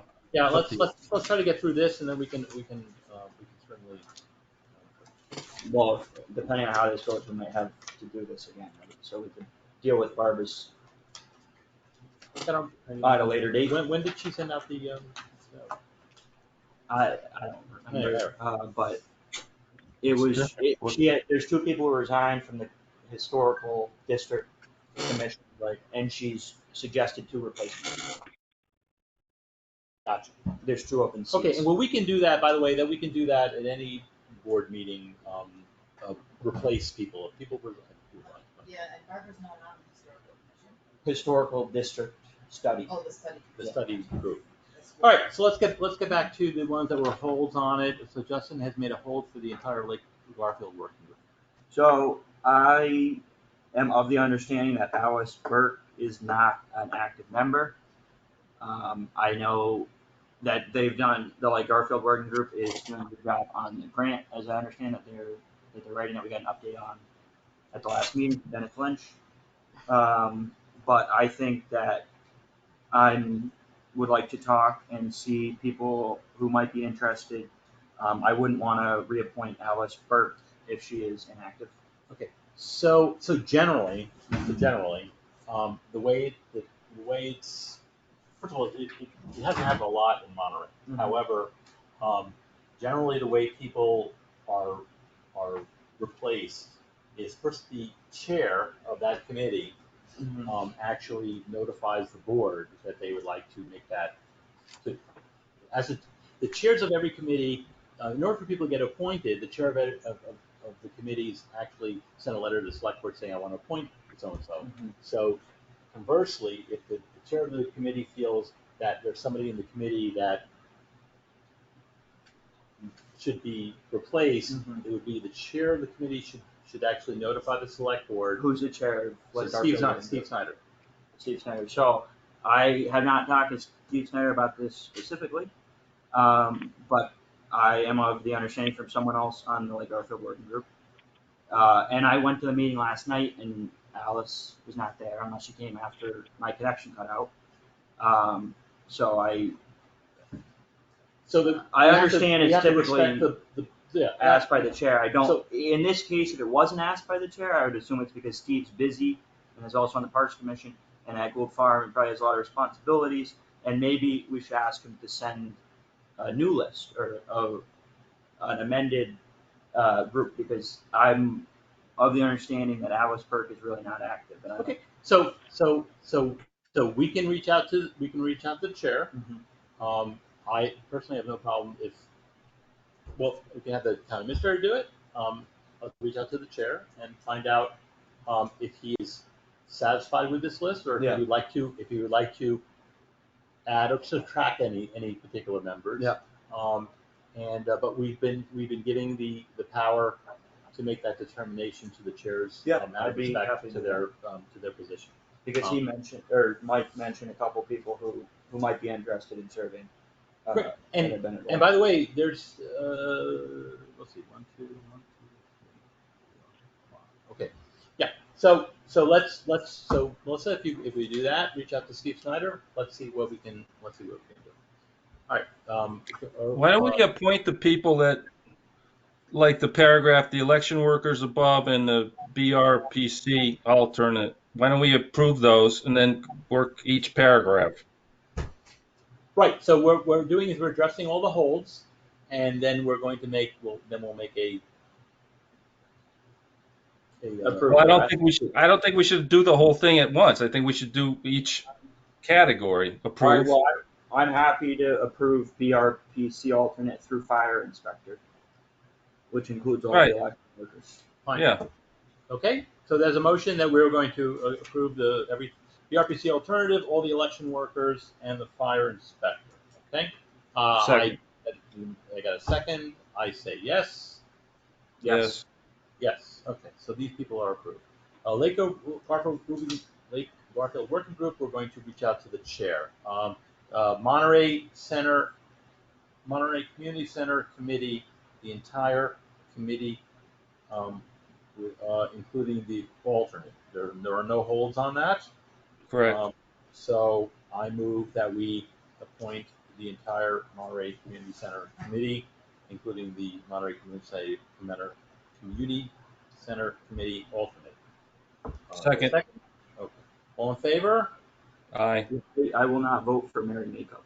Okay. Justin is abstaining on the appointment of Mary Makeup. That makes sense. So. Other than that, yes. Don? Yeah. Yes. Okay. And then we'll know in the minutes that you're abstaining from the Mary Makeup. Next item is public access records. I'm sorry, records access officer. Yes, pursuant to the job description attached to the contract, I don't see how the town administrator can be the records access officer. Clearly says you can't hold another position in town, so I'm not in favor of appointing and going contrary to the contract and the job description for both positions, actually. We need a public record. We need a records access officer in the town. Should be Terry. Should have been. Records access officer resigned, it's my understanding, and therefore the only other person that seems to have the ability and willing to step up is Ms. No. Unless you would like to be the records access officer, John, but it would require to be in town hall. Well, I think we should put those two on hold and talk to Terry and see if she'll resume being the records access officer, or will be in violation and breach of the contract and the job description. So I'm voting no on those two items. We're putting them on hold. there you go. This is not another paid. Melissa made a very good point. You know what page? She's not being paid to be the records access officer, and therefore can obtain this. Certainly, if Carrie is interested in the job, I think the board would like to hear from her. But it's my understanding that she's not interested in the job since she resigned. But John, you can come in and talk to Carrie. If she sends us we can always change that. If she decides that she'd like to do it again, we can have a discussion about it. Well, if you're going to vote to appoint Melissa, then you're voting in total contradiction to the job description and the contract. So See, okay, well, you know what? that's fine. You guys can do whatever you want. It's a free country. That's a good juicy lawsuit right there. So records liaison officer for select board. It's the same. It's basically the same, coming from the same angle. She's not being paid for this position, and she's actually doing the town of services. We need records liaison officer for the select board. There's nobody more qualified than Melissa No. So I move for the public records access officer. I move that we appoint Melissa No for 1 year as a public records officer. I'm because our issue just brought to my attention. I am looking at the contract, but I'm not, or job description. I'm not seeing the phrase in question, so I would be happy to postpone this to. Okay. I have a comment. Yes, Don. John, you obviously haven't read the contract because the select board can give her additional duties. And certainly if both she and the select board agree on additional duties, that's all within the contract. You absolutely do not know what you're talking about. Are we talking about the contract or the job description? I'm talking about the job description. Yeah, but the job description can be changed at any time. Please don't be so hyper technical. All right. I mean, listen, we need we need a records access officer. That's the bottom line over here. This town is being inundated with public records requests, and we must fulfill our obligations as per the Mass General Law, the Commonwealth of Massachusetts. So therefore, we need one. And we need one now. The only other person that was one resigned. So my understanding is if we don't act on it, Melissa, who is a records access officer, will continue to be it, right? If we don't act on it, Right. July 1st. I won't. I'm not favorable to acting on it just because can't find out what phrase we are or aren't talking about, Don and John. And We can have a meeting next week, and you don't have to act on these. I mean, it's July 1st, isn't it? These appointments expire on July 1st. June 30th. June 30th. Is that true? June 30th, John, I think. Well, okay, June 30th. All right, we're going to continue with those on hold. Let's continue. There were no. Okay, there was a hold on town council. For one, we're going to approve the town accountant and town clerk. I'm sorry. I move that we approve the town accountant and town clerk. Second. Okay. All in favor? Yes. Aye. Yes. Done a wonderful job. Okay, now we're down to town council.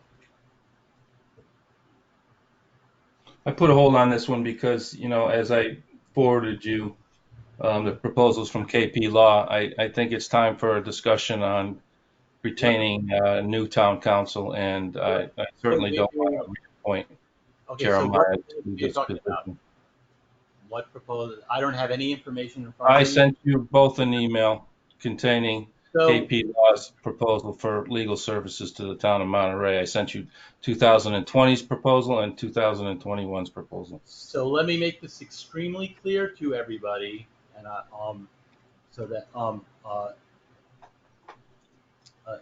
any information that is sent from one I do not accept any information that is sent from one board member to another.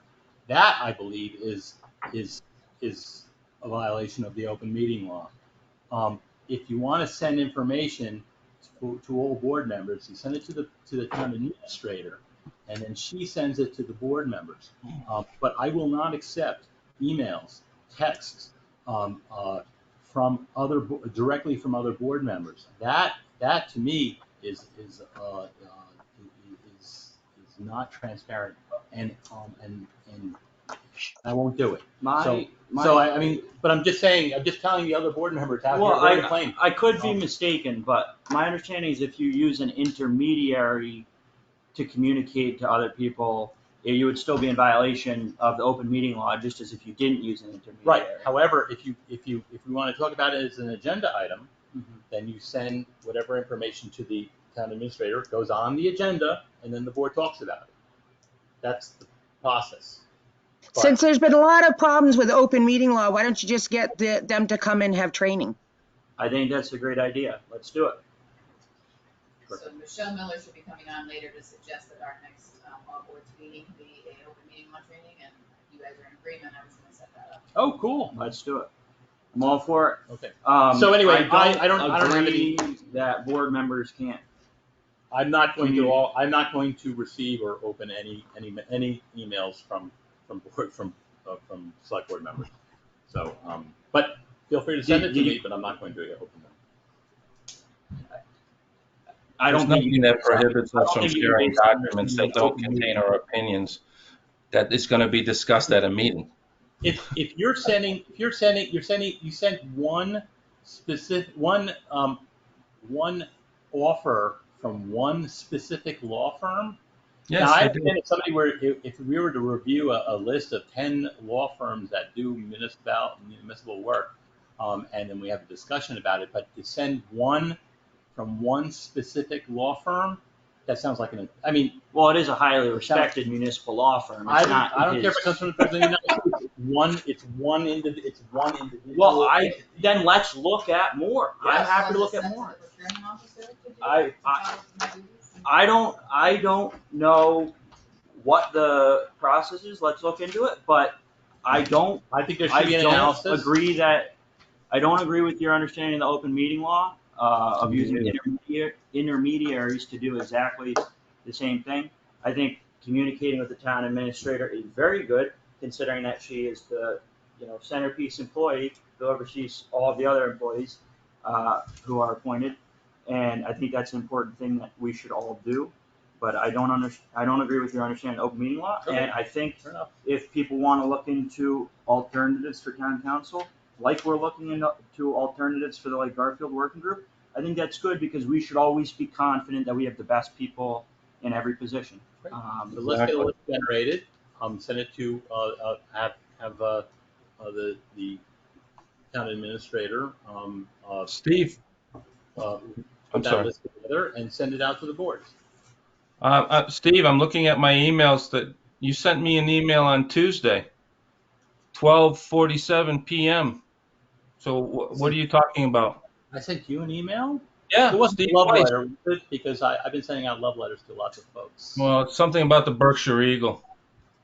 I sent you an email about the Berkshire Eagle. There was a design. You sent me Steve Weiss on Tuesday, 12:47, something about the Berkshire Eagle Commissioner of Arts. Oh my God! Steve Weiss. Hey everybody! John Weingold and Justin Maycook. And can you read the text that I sent out to everybody?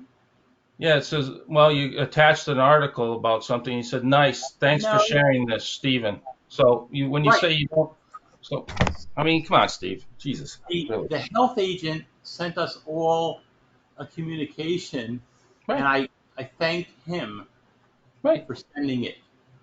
Okay, but why would we appoint a town council without a contract? Also, I mean, last year we had a contract. Now you want us to appoint Jeremiah again with no contract? I mean, it's exactly what we do every year in the town of Monterey. You did it last year, but I get it. I get it.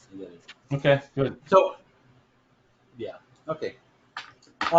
Let's continue, shall we? Well, then, are we going to have a meeting before June 30th? I can meet next week. Yeah, I can too. I think we should have a meeting next Wednesday at 6 to discuss these. And that's my motion on the holds. We'll make it another day other than. June 30th is also. We'll make it on the 30th instead. Be open to it. So I move that we make it on the 30th because I can't make the 23rd. Why the 30th? It's the next Wednesday. So that's next Wednesday after that. I don't think that's enough time.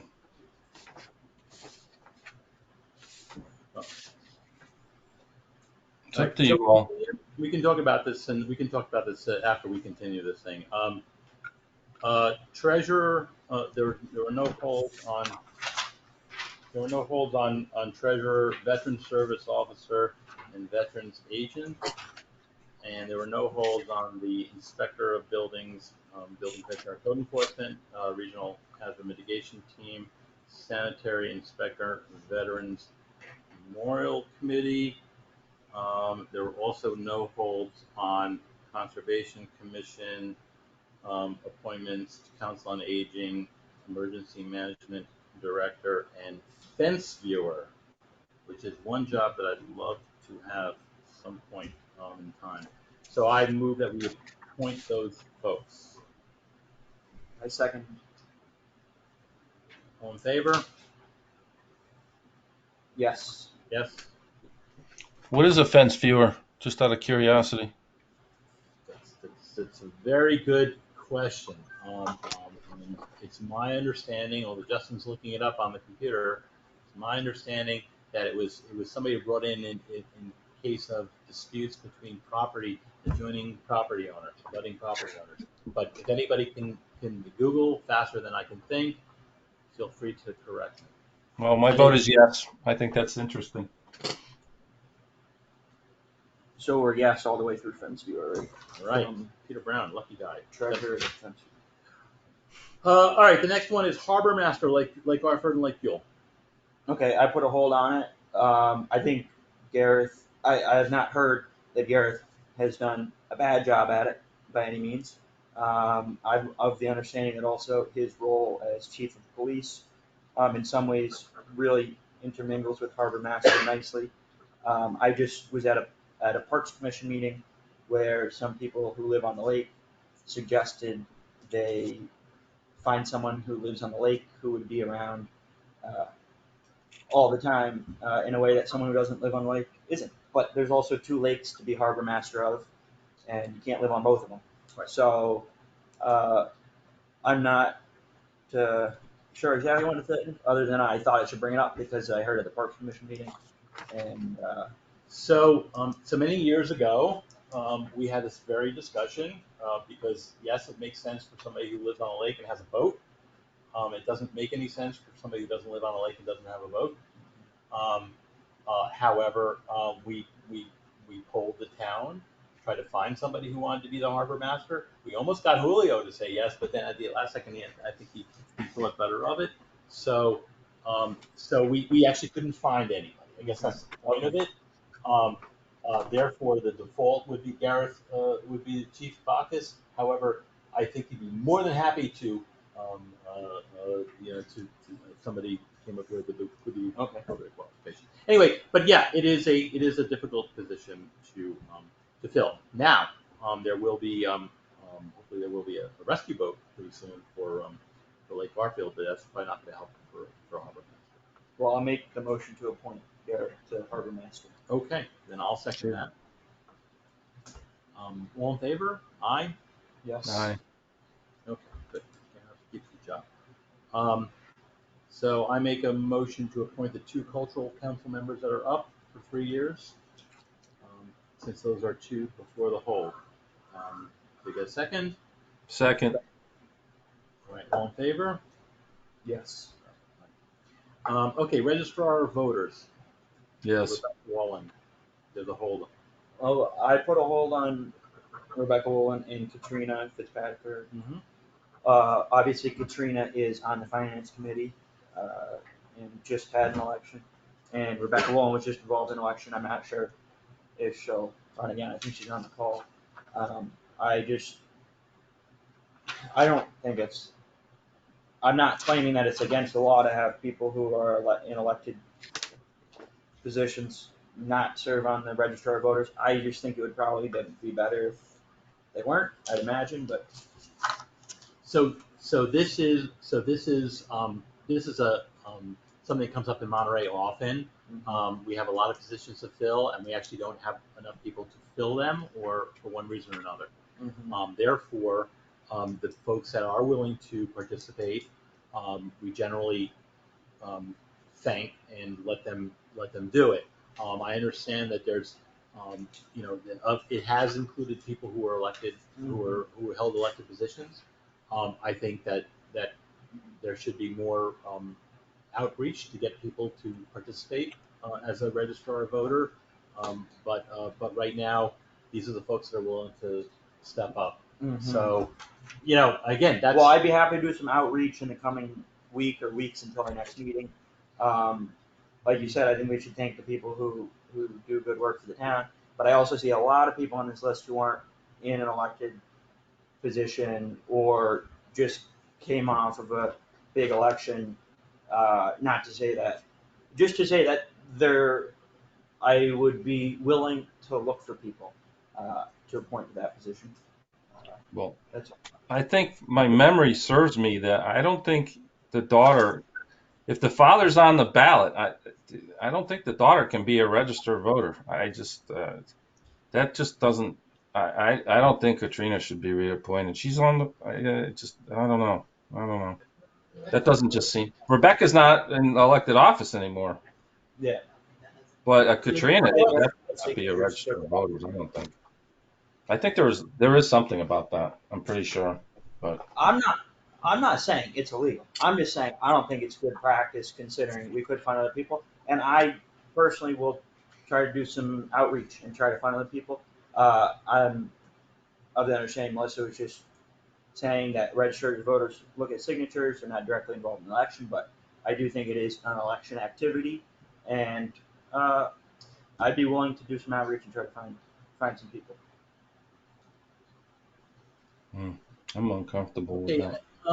I guess the thing is that we have got three individuals that are, that are actually willing to step up, and to have to run out like To again, just say they are the only three people because they're on the list, I don't buy it. So those were direct from Terry. She says that she has a very difficult time filling these positions. I'll try to look, All right, we'll put if you guys are willing. If you want to vote them on, fine. No, well, I mean, I'll put a hold on them, but I'm not saying Terry doesn't have a hard time, but Terry also lives in Holland, and I live in Monterey, and so Terry knows a lot of people from being clerk for sure, but she doesn't live here. So, Justin, I think that it would be great if you can go out there and beat the bushes for folks that want to participate in the town. I really think so. No, I mean, I think it's great. I know Jeff and Lauren who both sent in. It's been my experience that it's been awfully hard to get folks to participate. But if you can do it, then go. Well, my foolish youthfulness. I'll No. give it a try. I'm just saying. So, maybe you can do it. If we'll you can see. do it, that's great. We'll see.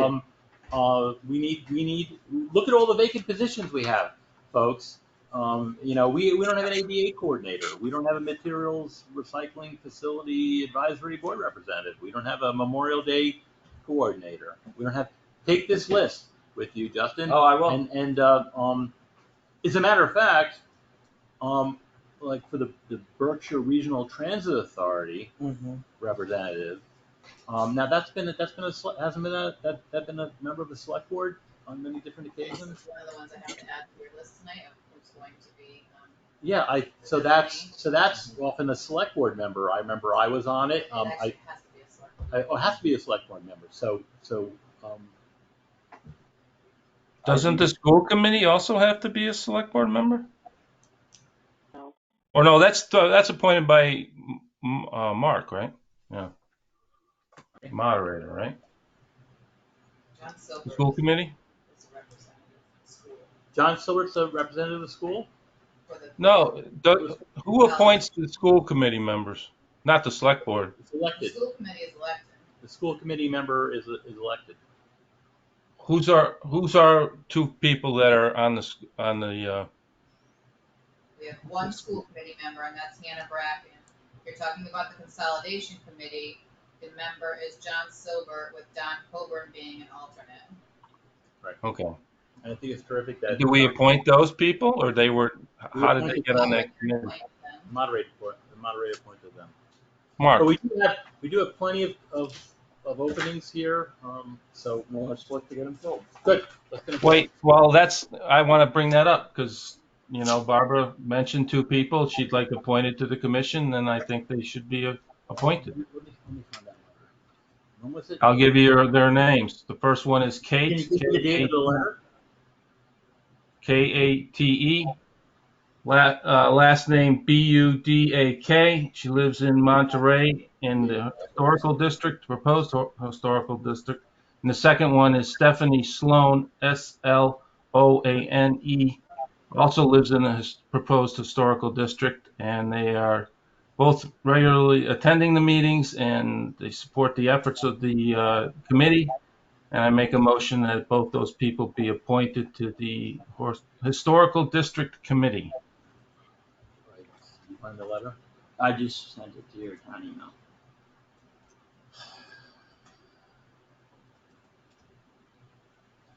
You don't know what? A letter dated June 15th. So, by the way, this letter was only sent to John and Justin. I wonder why I haven't.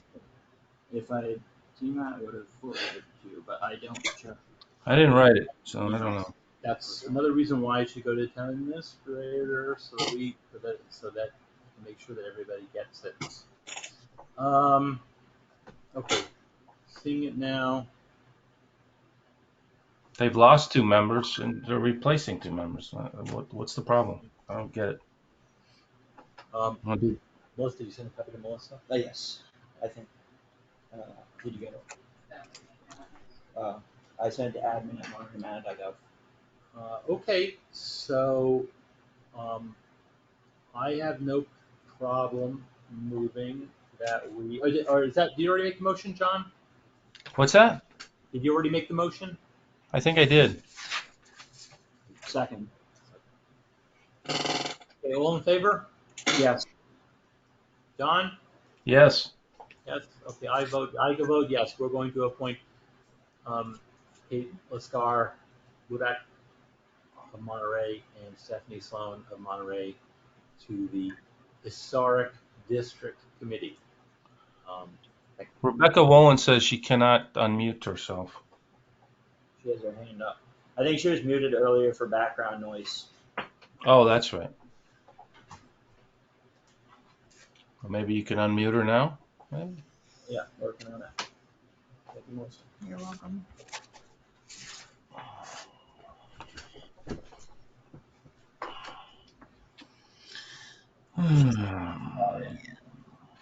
I'm gonna grab a cup of water, but I'm sure I can hear everybody from the.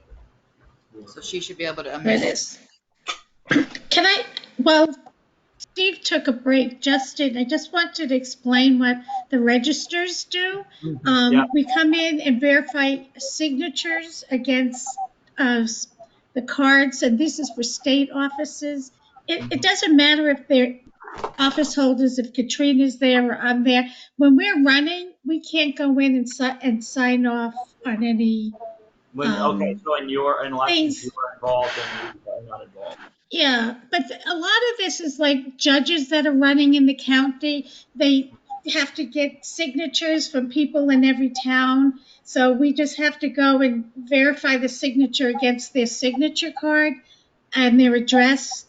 And we also verify the absentee ballot requests that they were filled and that the signatures match.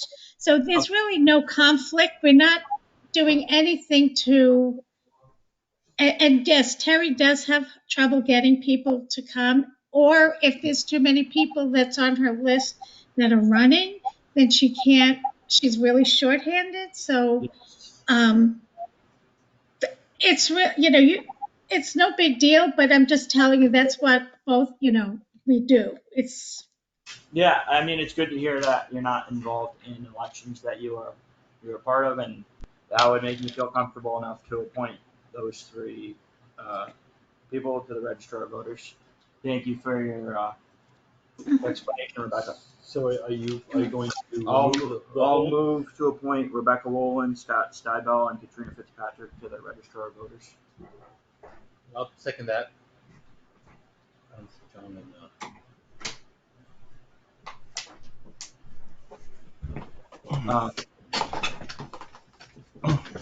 John's here. Why don't you read? John, I made a motion to appoint Rebecca Wolin, Scott Stibel, and Katrina Fitzpatrick to the register of voters, and Steve seconded. I'll vote for the two, but I'm not going to vote for Katrina. Okay. So yes on all three for me. And yes on all three for me. So it carries. And thank you, Rebecca, for participating. Yes. Great. So listen. So we're gonna. Still have one point. That there was an attachment to the police department. Oh yes. Sorry about that. And then I have a few additional ones. I want to run out of police officers. Okay. So we have a request from the chief of police to who's recommending the appointments of the following officers: Gareth Bacchus, for obvious reasons, Sean Courtney, Nathan Fermini, Keith Avell, Ian Ian Mangoson, Sabrina Wilson. I don't see the sergeant's under contract. Sergeant has a 3-year appointment. Gotcha. Okay, so for those individuals, I make a motion that we appoint those individuals that I named to the Monterey Police Department. Second. Any discussion? There being none, I vote yes. Yes. Yes. Who else do you have? The building inspector has requested that Don Fitzgerald be appointed to a 2-year term as the alternate building commissioner. Oh, there it is. Warren David Harrison and James Kern be appointed to a 2-year term as the alternate inspector of wires. And then I have the BRTA one to ask you who you want to be appointed. Okay, so let's just take. Okay, so I moved out the alternate building commissioner of Don Fitzgerald be appointed for a term of 2 years, and I'll add these two together if that's okay with everybody. And then I also move and I moved part of that motion to move the alternate inspector of wires as Warren David Harrison Kern for a position of 2 years. Do I get a second? Second. All in favor? Yes. Yes. Yes. And then Berkshire Regional Transit Authority is looking for the select board representation. Dun, dun, dun. Past history, it's always been the newest member on the board. That way you get me for 3 years, unless I It's get recalled. only a 1-year Oh, it's appointment. 1 year. Appointment, but it's helpful. I'm happy to do it. So I move, since Justin can't vote on it, I move that we appoint Justin as a 1-year term for the Berkshire Regional Planning Transit Berkshire Regional Transit Authority. You need a second? Advisory Board to the Berkshire Regional Transit Authority. I second it if you need a second. Okay, we got a second. Only two of us should vote, so I vote yes. John? Yes. Yes. Okay, so congratulations. Is it on the agenda? I don't. No, these are additional appointments, and appointments are on the agenda. Okay. Okay, so and by the way, folks, I'd like to make a motion that we work down to item number 9, and then we table the rest. Should we do for the 8 next as meeting. well, maybe? Yeah, up down to 9. I'm saying. Oh, okay. From so we're currently at number 7, and then we'll rejoin the rest of that. Number 7, vacation carryover requests. Yes, 4 employees have time that they're not going to be able to finish before the end of the year and are requesting to carry them forward as we've done in the past. Ryan Fahey, 5 days, Garrett Backus, 5 days, Sean Tryon, 5.875 days, and I have 11.8875 days, but 7 of which are going to be used right in the beginning of July. So how do you do it with the 0.87 days? Because it's based on hours. Okay. So I move that we approve that we approve the carryover requests from our town employees. Generally, the reasons why they don't use it are they're varied. However, these are all hardworking employees, and if they earn the vacation time, they should be able to enjoy it. I just have a question. The town offices were closed for 27 and a half days during the last fiscal year. So I assume that's vacation. And 6 days they were closed for training. Melissa did some training. So my understanding is there's a total of 20 hours of paid vacation due to Melissa, but 27 and a half plus 6 for training. And now there's 11 more days owed. I don't understand the math. Well, since this is my first hearing of your concern, John, I'd be happy to look into it for you if you want to either come in and talk to me or send me the information you have.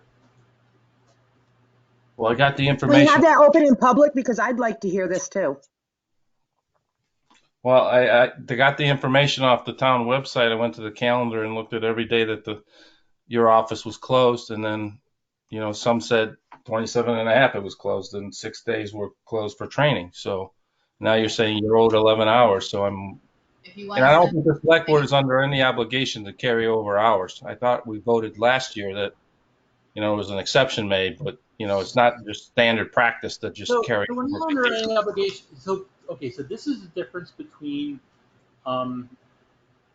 being a town where we respect and we honor everybody's service, or whether we just want to, play hardball and get every penny. The town. I mean, this is my 6th year on the board. We have always honored people's vacation carryover requests. I don't remember a single time where we haven't done that. That's just. I mean, that's like, in my opinion, we don't want to be petty, basically. All right. These people work, and these people really work for the town. I mean, all those chairs we sat on up at the annual town meeting or the 2 towns meetings. That was shown to Melissa putting the chairs out. Everybody kind of pitches in to try to do their best, and generally there's been an unwritten agreement, and certainly not enforceable in a court of law. But the agreement is, we'll honor your requests, and you be there for the town. So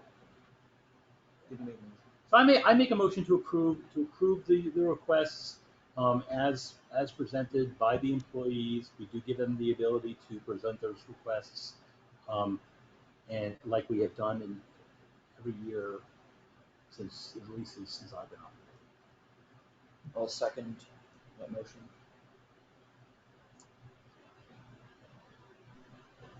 I vote yes. Yes. I vote no with no explanation. Okay. For what, John? I couldn't hear you. I voted no with no explanation Okay, provided. so I'd like, Item number 8, approve minutes of 5:26 executive session, 5:26 regular session, 6:1 emergency, and 6:2 um, the last session. I'm going to abstain on the emergency one since I was not in attendance. so, should we go in order?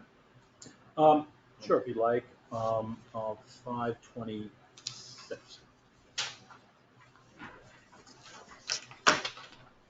You may have to read some of them, because I don't know if John has the most current copy that you sent me, because his packet was here for him. Right, and let's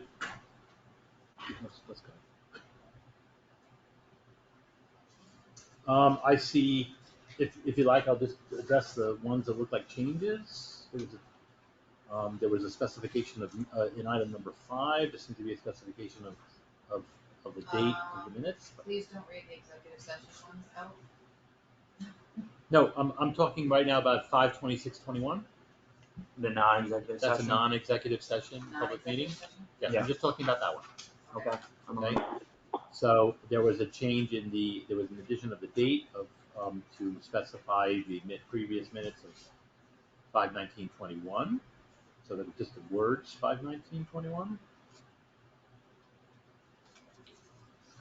Is that what you get? Oh, I'm Oh, looking at no. 6-2, my bad. All right, here we go. Okay. Make sure that we're literally on the same page. Okay, so that was item number 5. Okay, then there was an addition on item number 10 that adds. Motion was made for Melissa to ask other towns how they feel about adding this to the job description at the next meeting between the towns regarding the HR position. So that was added, I'm assuming. And somebody crossed off lots of things that I said on the 12th, but I'm sure trying to be more succinct, that's perfectly fine. Bylaw Elizabeth Flo, Justin, not sure if it was appropriate for select board to speak to them. So the words if instead of sure was added. Some discussion, some items were taken out, and the words held accountable was added. Okay. Somebody went and wiped up one of your thoughts, so that I don't feel so bad anymore, Justin. Oh, I said, You took it out. I took out Justin admitted to not knowing enough about the town charter and if it is appropriate for Monterey. Oh, no, I was thinking that Justin thought about if we could find some common ground. Yeah. Would have kept that in. All right. But you remove that. All right, that's fine. We want to be as succinct as possible. And number 13, conflict of interest. Oh, it was about just a desire to make sure that we were bound by the conflict of interest law. I don't know why it was taken out. You were going to have a written document from the. I rewrote that section. When he received. John added this to the agenda, conflict of interest. John added this to the agenda as he was worried that Justin may need to recuse himself at times due to his direct family members being employed in town government in various capacities. Justin said that he will always follow the conflict of interest law, consulting the State Ethics Commission as necessary. When he receives a written letter from the State Ethics Commission laying out some broad guidelines, he will share that with the board, but he will also call the ethics hotline as he feels necessary.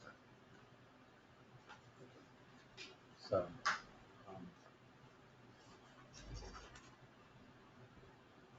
that's fine. I mean, did you agree? So I guess the question is, did you agree to have a written document from ethics? So I don't recall that. I have mailed actually because the online form is continually not working for me, I have mailed into the State Ethics Commission, and I will get a written response, and I will share it with the board. The reason I rewrote it like this is just because I think that, just to clarify the understanding that that document is going to speak to every situation. And I'm going to have to consult the ethics hotline. Oh, absolutely. On most tricky situations, I think. Right. So that's just why I rewrote it like that. Yeah. Okay. Well. Hey, Steve, Yeah. since we're on this topic of minutes, I think we should share the letter that, or Melissa's email to us about, I was wrong about that apparently. You can't share your edits. You have to discuss them in an open meeting. So I think we should share that with the public and, just a summary of what that letter said. Basically, I think it said we cannot share our edits prior to the meeting, but they can be included in the packet for the meeting, which. Right. So let's have Melissa read that exact good point, and let's have Melissa read that into the minutes. So Carrie Benedon of the AG's office has replied that their guidance is that. Can you speak up? Right, here she comes. Carrie Benedon of the AG's office has replied that their guidance is that substantive edits to meeting minutes from public body members should not be shared outside of a meeting. The draft of minutes may be distributed and non-substantive edits can be shared, circulated, but the concern is that sharing extensive substantive edits to meeting minutes effectively conveys the members' views on a matter and would constitute deliberation outside of a meeting. Therefore, the edited minutes should be shared during a meeting or distributed shortly beforehand as part of the meeting packet. And that's my question. So are we being sent meeting? See, I understand what they're trying to say, but where is this meeting packet? Is that the stuff sent like 2 hours before the meeting? I had meeting packets ready here for everybody. Okay. Well, it's good that we know. That's for sure. I'd be interested. Well, I don't want anything into that.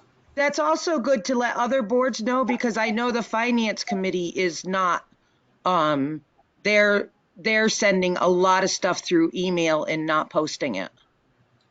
We certainly log on to their meeting and make that recommendation. Shall we go on to the next? Well, there's executive session. Well, no, we're not really going to discuss that, but so the next one is the 6-1. The 6-1 emergency meeting. So that's so Steve wasn't there. I wasn't there, so I can't say anything. John, do you have this pull on email by any chance? I don't have it in front of me right now, but why? You make edits to it? I can get it to you. Why don't we just pass on that then? We can do it. Well, I mean, you don't have any of them, so we're gonna pass on all of them, or just pass on this one because we can't get vote, or it's important to get these out to the. If you don't want to talk about, well, it's up to you. Or you want to just talk about it now? Well, we can't. I guess we can't talk about the. Oh no, we can talk about the emergency meeting. I think. Right. Yeah. I could read out the whole thing, and if anyone disagrees with it, you could say I'd be the only one disagreeing. What? I'd be the only one disagreeing. So you want to just also, do you see on your email, John? Go ahead.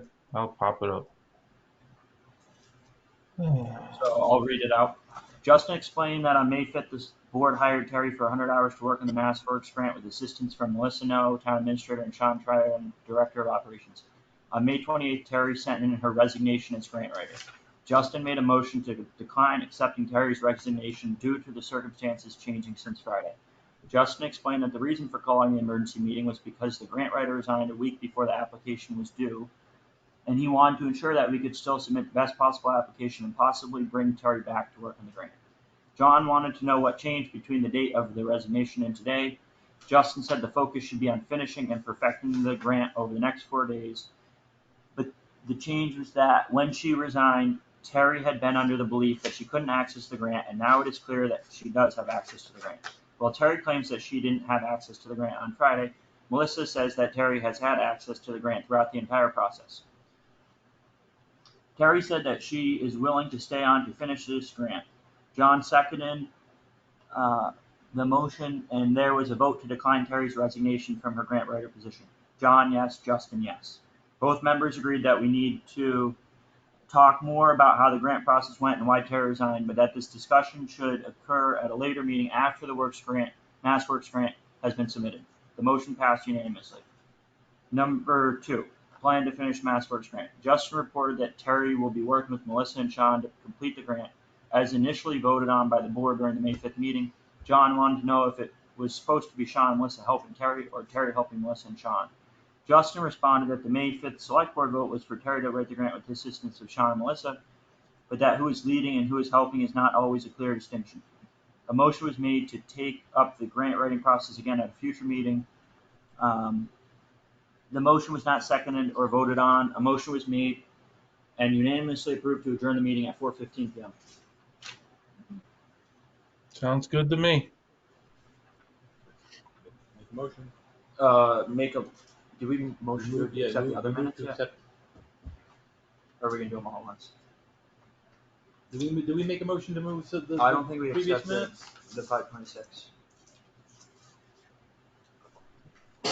We did. You didn't. We didn't. So we've been through 3. Why don't we go through 4 and then go back and vote if everyone's fine with that. 6-2, 21. We haven't done that. Okay. 6-21. I don't. Let's see. First page. I don't see any changes. Sorry. Item 6. Item 6. Deleted something. I deleted and added but that. Okay. So we've got change an and for a but. That's fine. 7. Boy, this text is small. I just Are changed. you guys doing this on purpose to see if I put reading glasses? I just changed amendment to amended motion. Okay. I added Justin related the recordings more to C-SPAN rather than reality show. Right. And I remember that. the double underline John tabled the discussion about moving to Zoom's platform has been double removed. You also forgot to put in item 6 that Justin said, in all fairness, you, Steve, and Justin added no items to the agenda when you raised the point about the 20 agenda items. You didn't put that. That should be in there. I would what? I would add a sentence. Yeah, Justin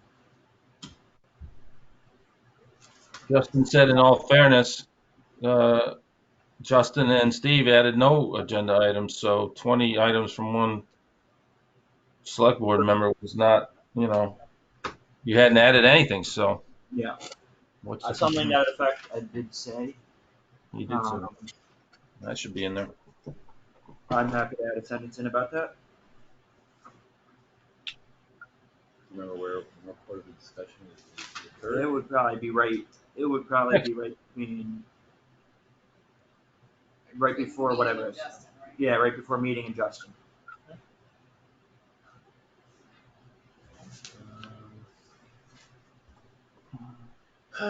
We're all looking at somebody them, right? crossed that. Yeah. So we Well, don't hopefully need we're all necessarily, so we looking don't at it. need to necessarily talk about them unless we. No, want to I'm change just something. talking about we only talk about the changes. Otherwise, we'd be here for. Didn't we vote that all meetings were to be recorded? On what item number? 7. It was agreed that the transcripts would be shared with the select board and all the public links. We just talked about the links earlier. Where's that in here? That's on number. 6 became 7, and somehow those got. Number 7. If you turn around to the next page, there's a few paragraphs that has those motions. I have page 1. Wait a minute. I have page 101. Oh. Yeah, look on page 2. Yeah, it's number 7. Okay. The current number 7 is in there. Okay, got it. I'm sorry, I didn't see it.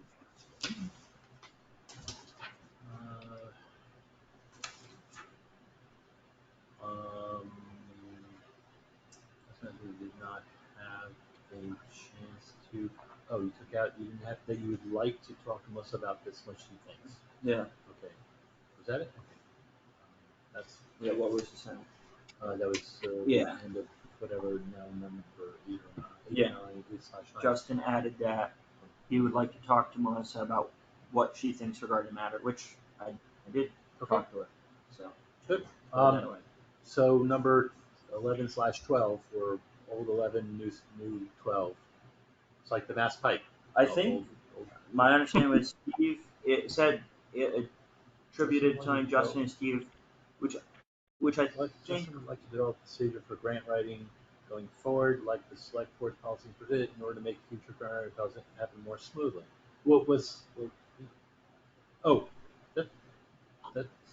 Oh, did you cross out Justin and Steve? yeah, it said Justin and Steve both stated that they have been in communication with all three parties and can attest to the fact that it's misunderstanding and all parties have moved forward in a positive team approach.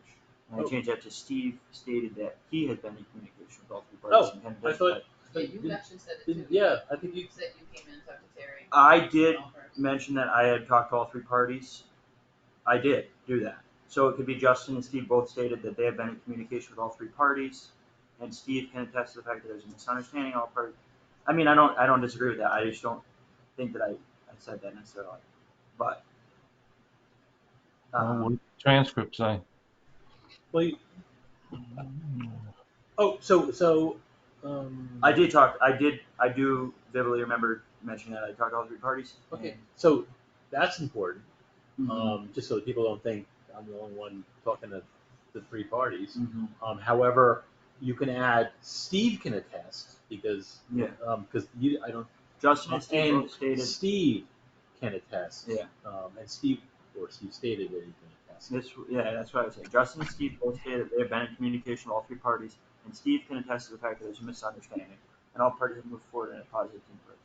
Justin would like to develop a procedure for grant writing going forward, like the select board policies and procedures document, in order to make future grant writing processes happen much smoothly. Great. And we gonna do that? Hopefully. Well, let's just get through the minutes, shall we? And we can talk about that. All right. So, of the ones that we have read, and with the exception of the changes that we've just made here, I move that we accept those minutes of 5/26. Sorry, of 5/26 regular, of 6/1. I will recuse myself in the voting. I can make the motion, but that we accept the ones of 5/26. Let's do them one at a time, please. Fine. For clarity's sake, then I will make a motion to accept the minutes of 5/26. Exactly. Second. No. Okay, 5/26. It's 5/26 regular. Okay, I'll second. All in favor? Yes. Yes. Yeah. Yes. Okay. Would it be easier, Steve, to do a roll call vote like Don used to do? That it was easier when you did a roll call. It's just easier. Yes. I mean, if you'd like to hear your name repeated. No, it's just more. I don't know. That's the way it's supposed to be done, I think. I would prefer it that way, but do what you want. It doesn't make a difference to me. I'll do it that way if you like. Okay, Mr. Weingold? No, we already voted, so let's do it on the next one. All right, well, let's do it on the other one. Oh, the other one I can't vote. All right. So we'll use somebody else. Are we going to do executive session as well? Yeah, so how are we going to work that, Melissa? Well, so if nobody has any, if John's reading the ones you sent him and he has no changes, I would say you also just approve them. If not, we're gonna have to look at Having another executive session. executive session. Okay, all right. So let's do the first approvals of all of them, and then we'll talk about the executive session one. So why don't you make a motion for this? I'll make a motion to approve the 6/1 emergency meeting minutes. Second. Justin Maycook, yes. John Weingold, yes. Stephen Weiss abstains because he wasn't at the meeting. I would like to make a motion that we approve the minutes of 6/2/21. Second. Stephen Weiss, yes. Justin Maycook, yes. John Weingold, yes. Much better. Okay. So I make a motion to approve the minutes of the executive session that took place on 5/26. I'll second that. Stephen Weiss, yes. Justin Maycook, yes. John Weingold, yes. Okay. Yeah. Let's review the mail. Is there any mail, Melissa? No mail, but I do have two more items. Sean has asked that you approve the temporary fire company stake road sign.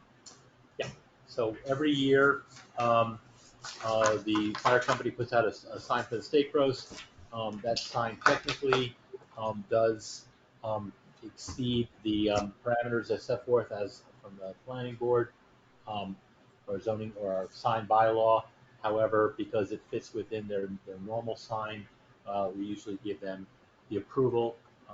And so therefore, I make a motion to approve the steak roast, the annual steak roast sign for the fire company. Second. Stephen Weiss, yes. John Weingold, yes. Justin Maycook abstaining because I'm on the fire department. Good. Okay. And then one other item, just to let you know, Sean asked me to let you know that the Tryon Construction will be doing some work. Kevin will be the one communicating with him since the family. He just wanted you to be aware that they'll be repairing 6 culverts on Wellman Road for about 3 to 4 days and 1 culvert on Eaton Road for about 2 days. And if they have enough time and materials and money, they're also going to try to fix 1 mud area on there, and that's all going to be done before the end of the fiscal year. 1 mud area on Eaton Road? On Eaton Road, yeah, with stone, geofabric, and gravel, but that's all dependent on it being still has.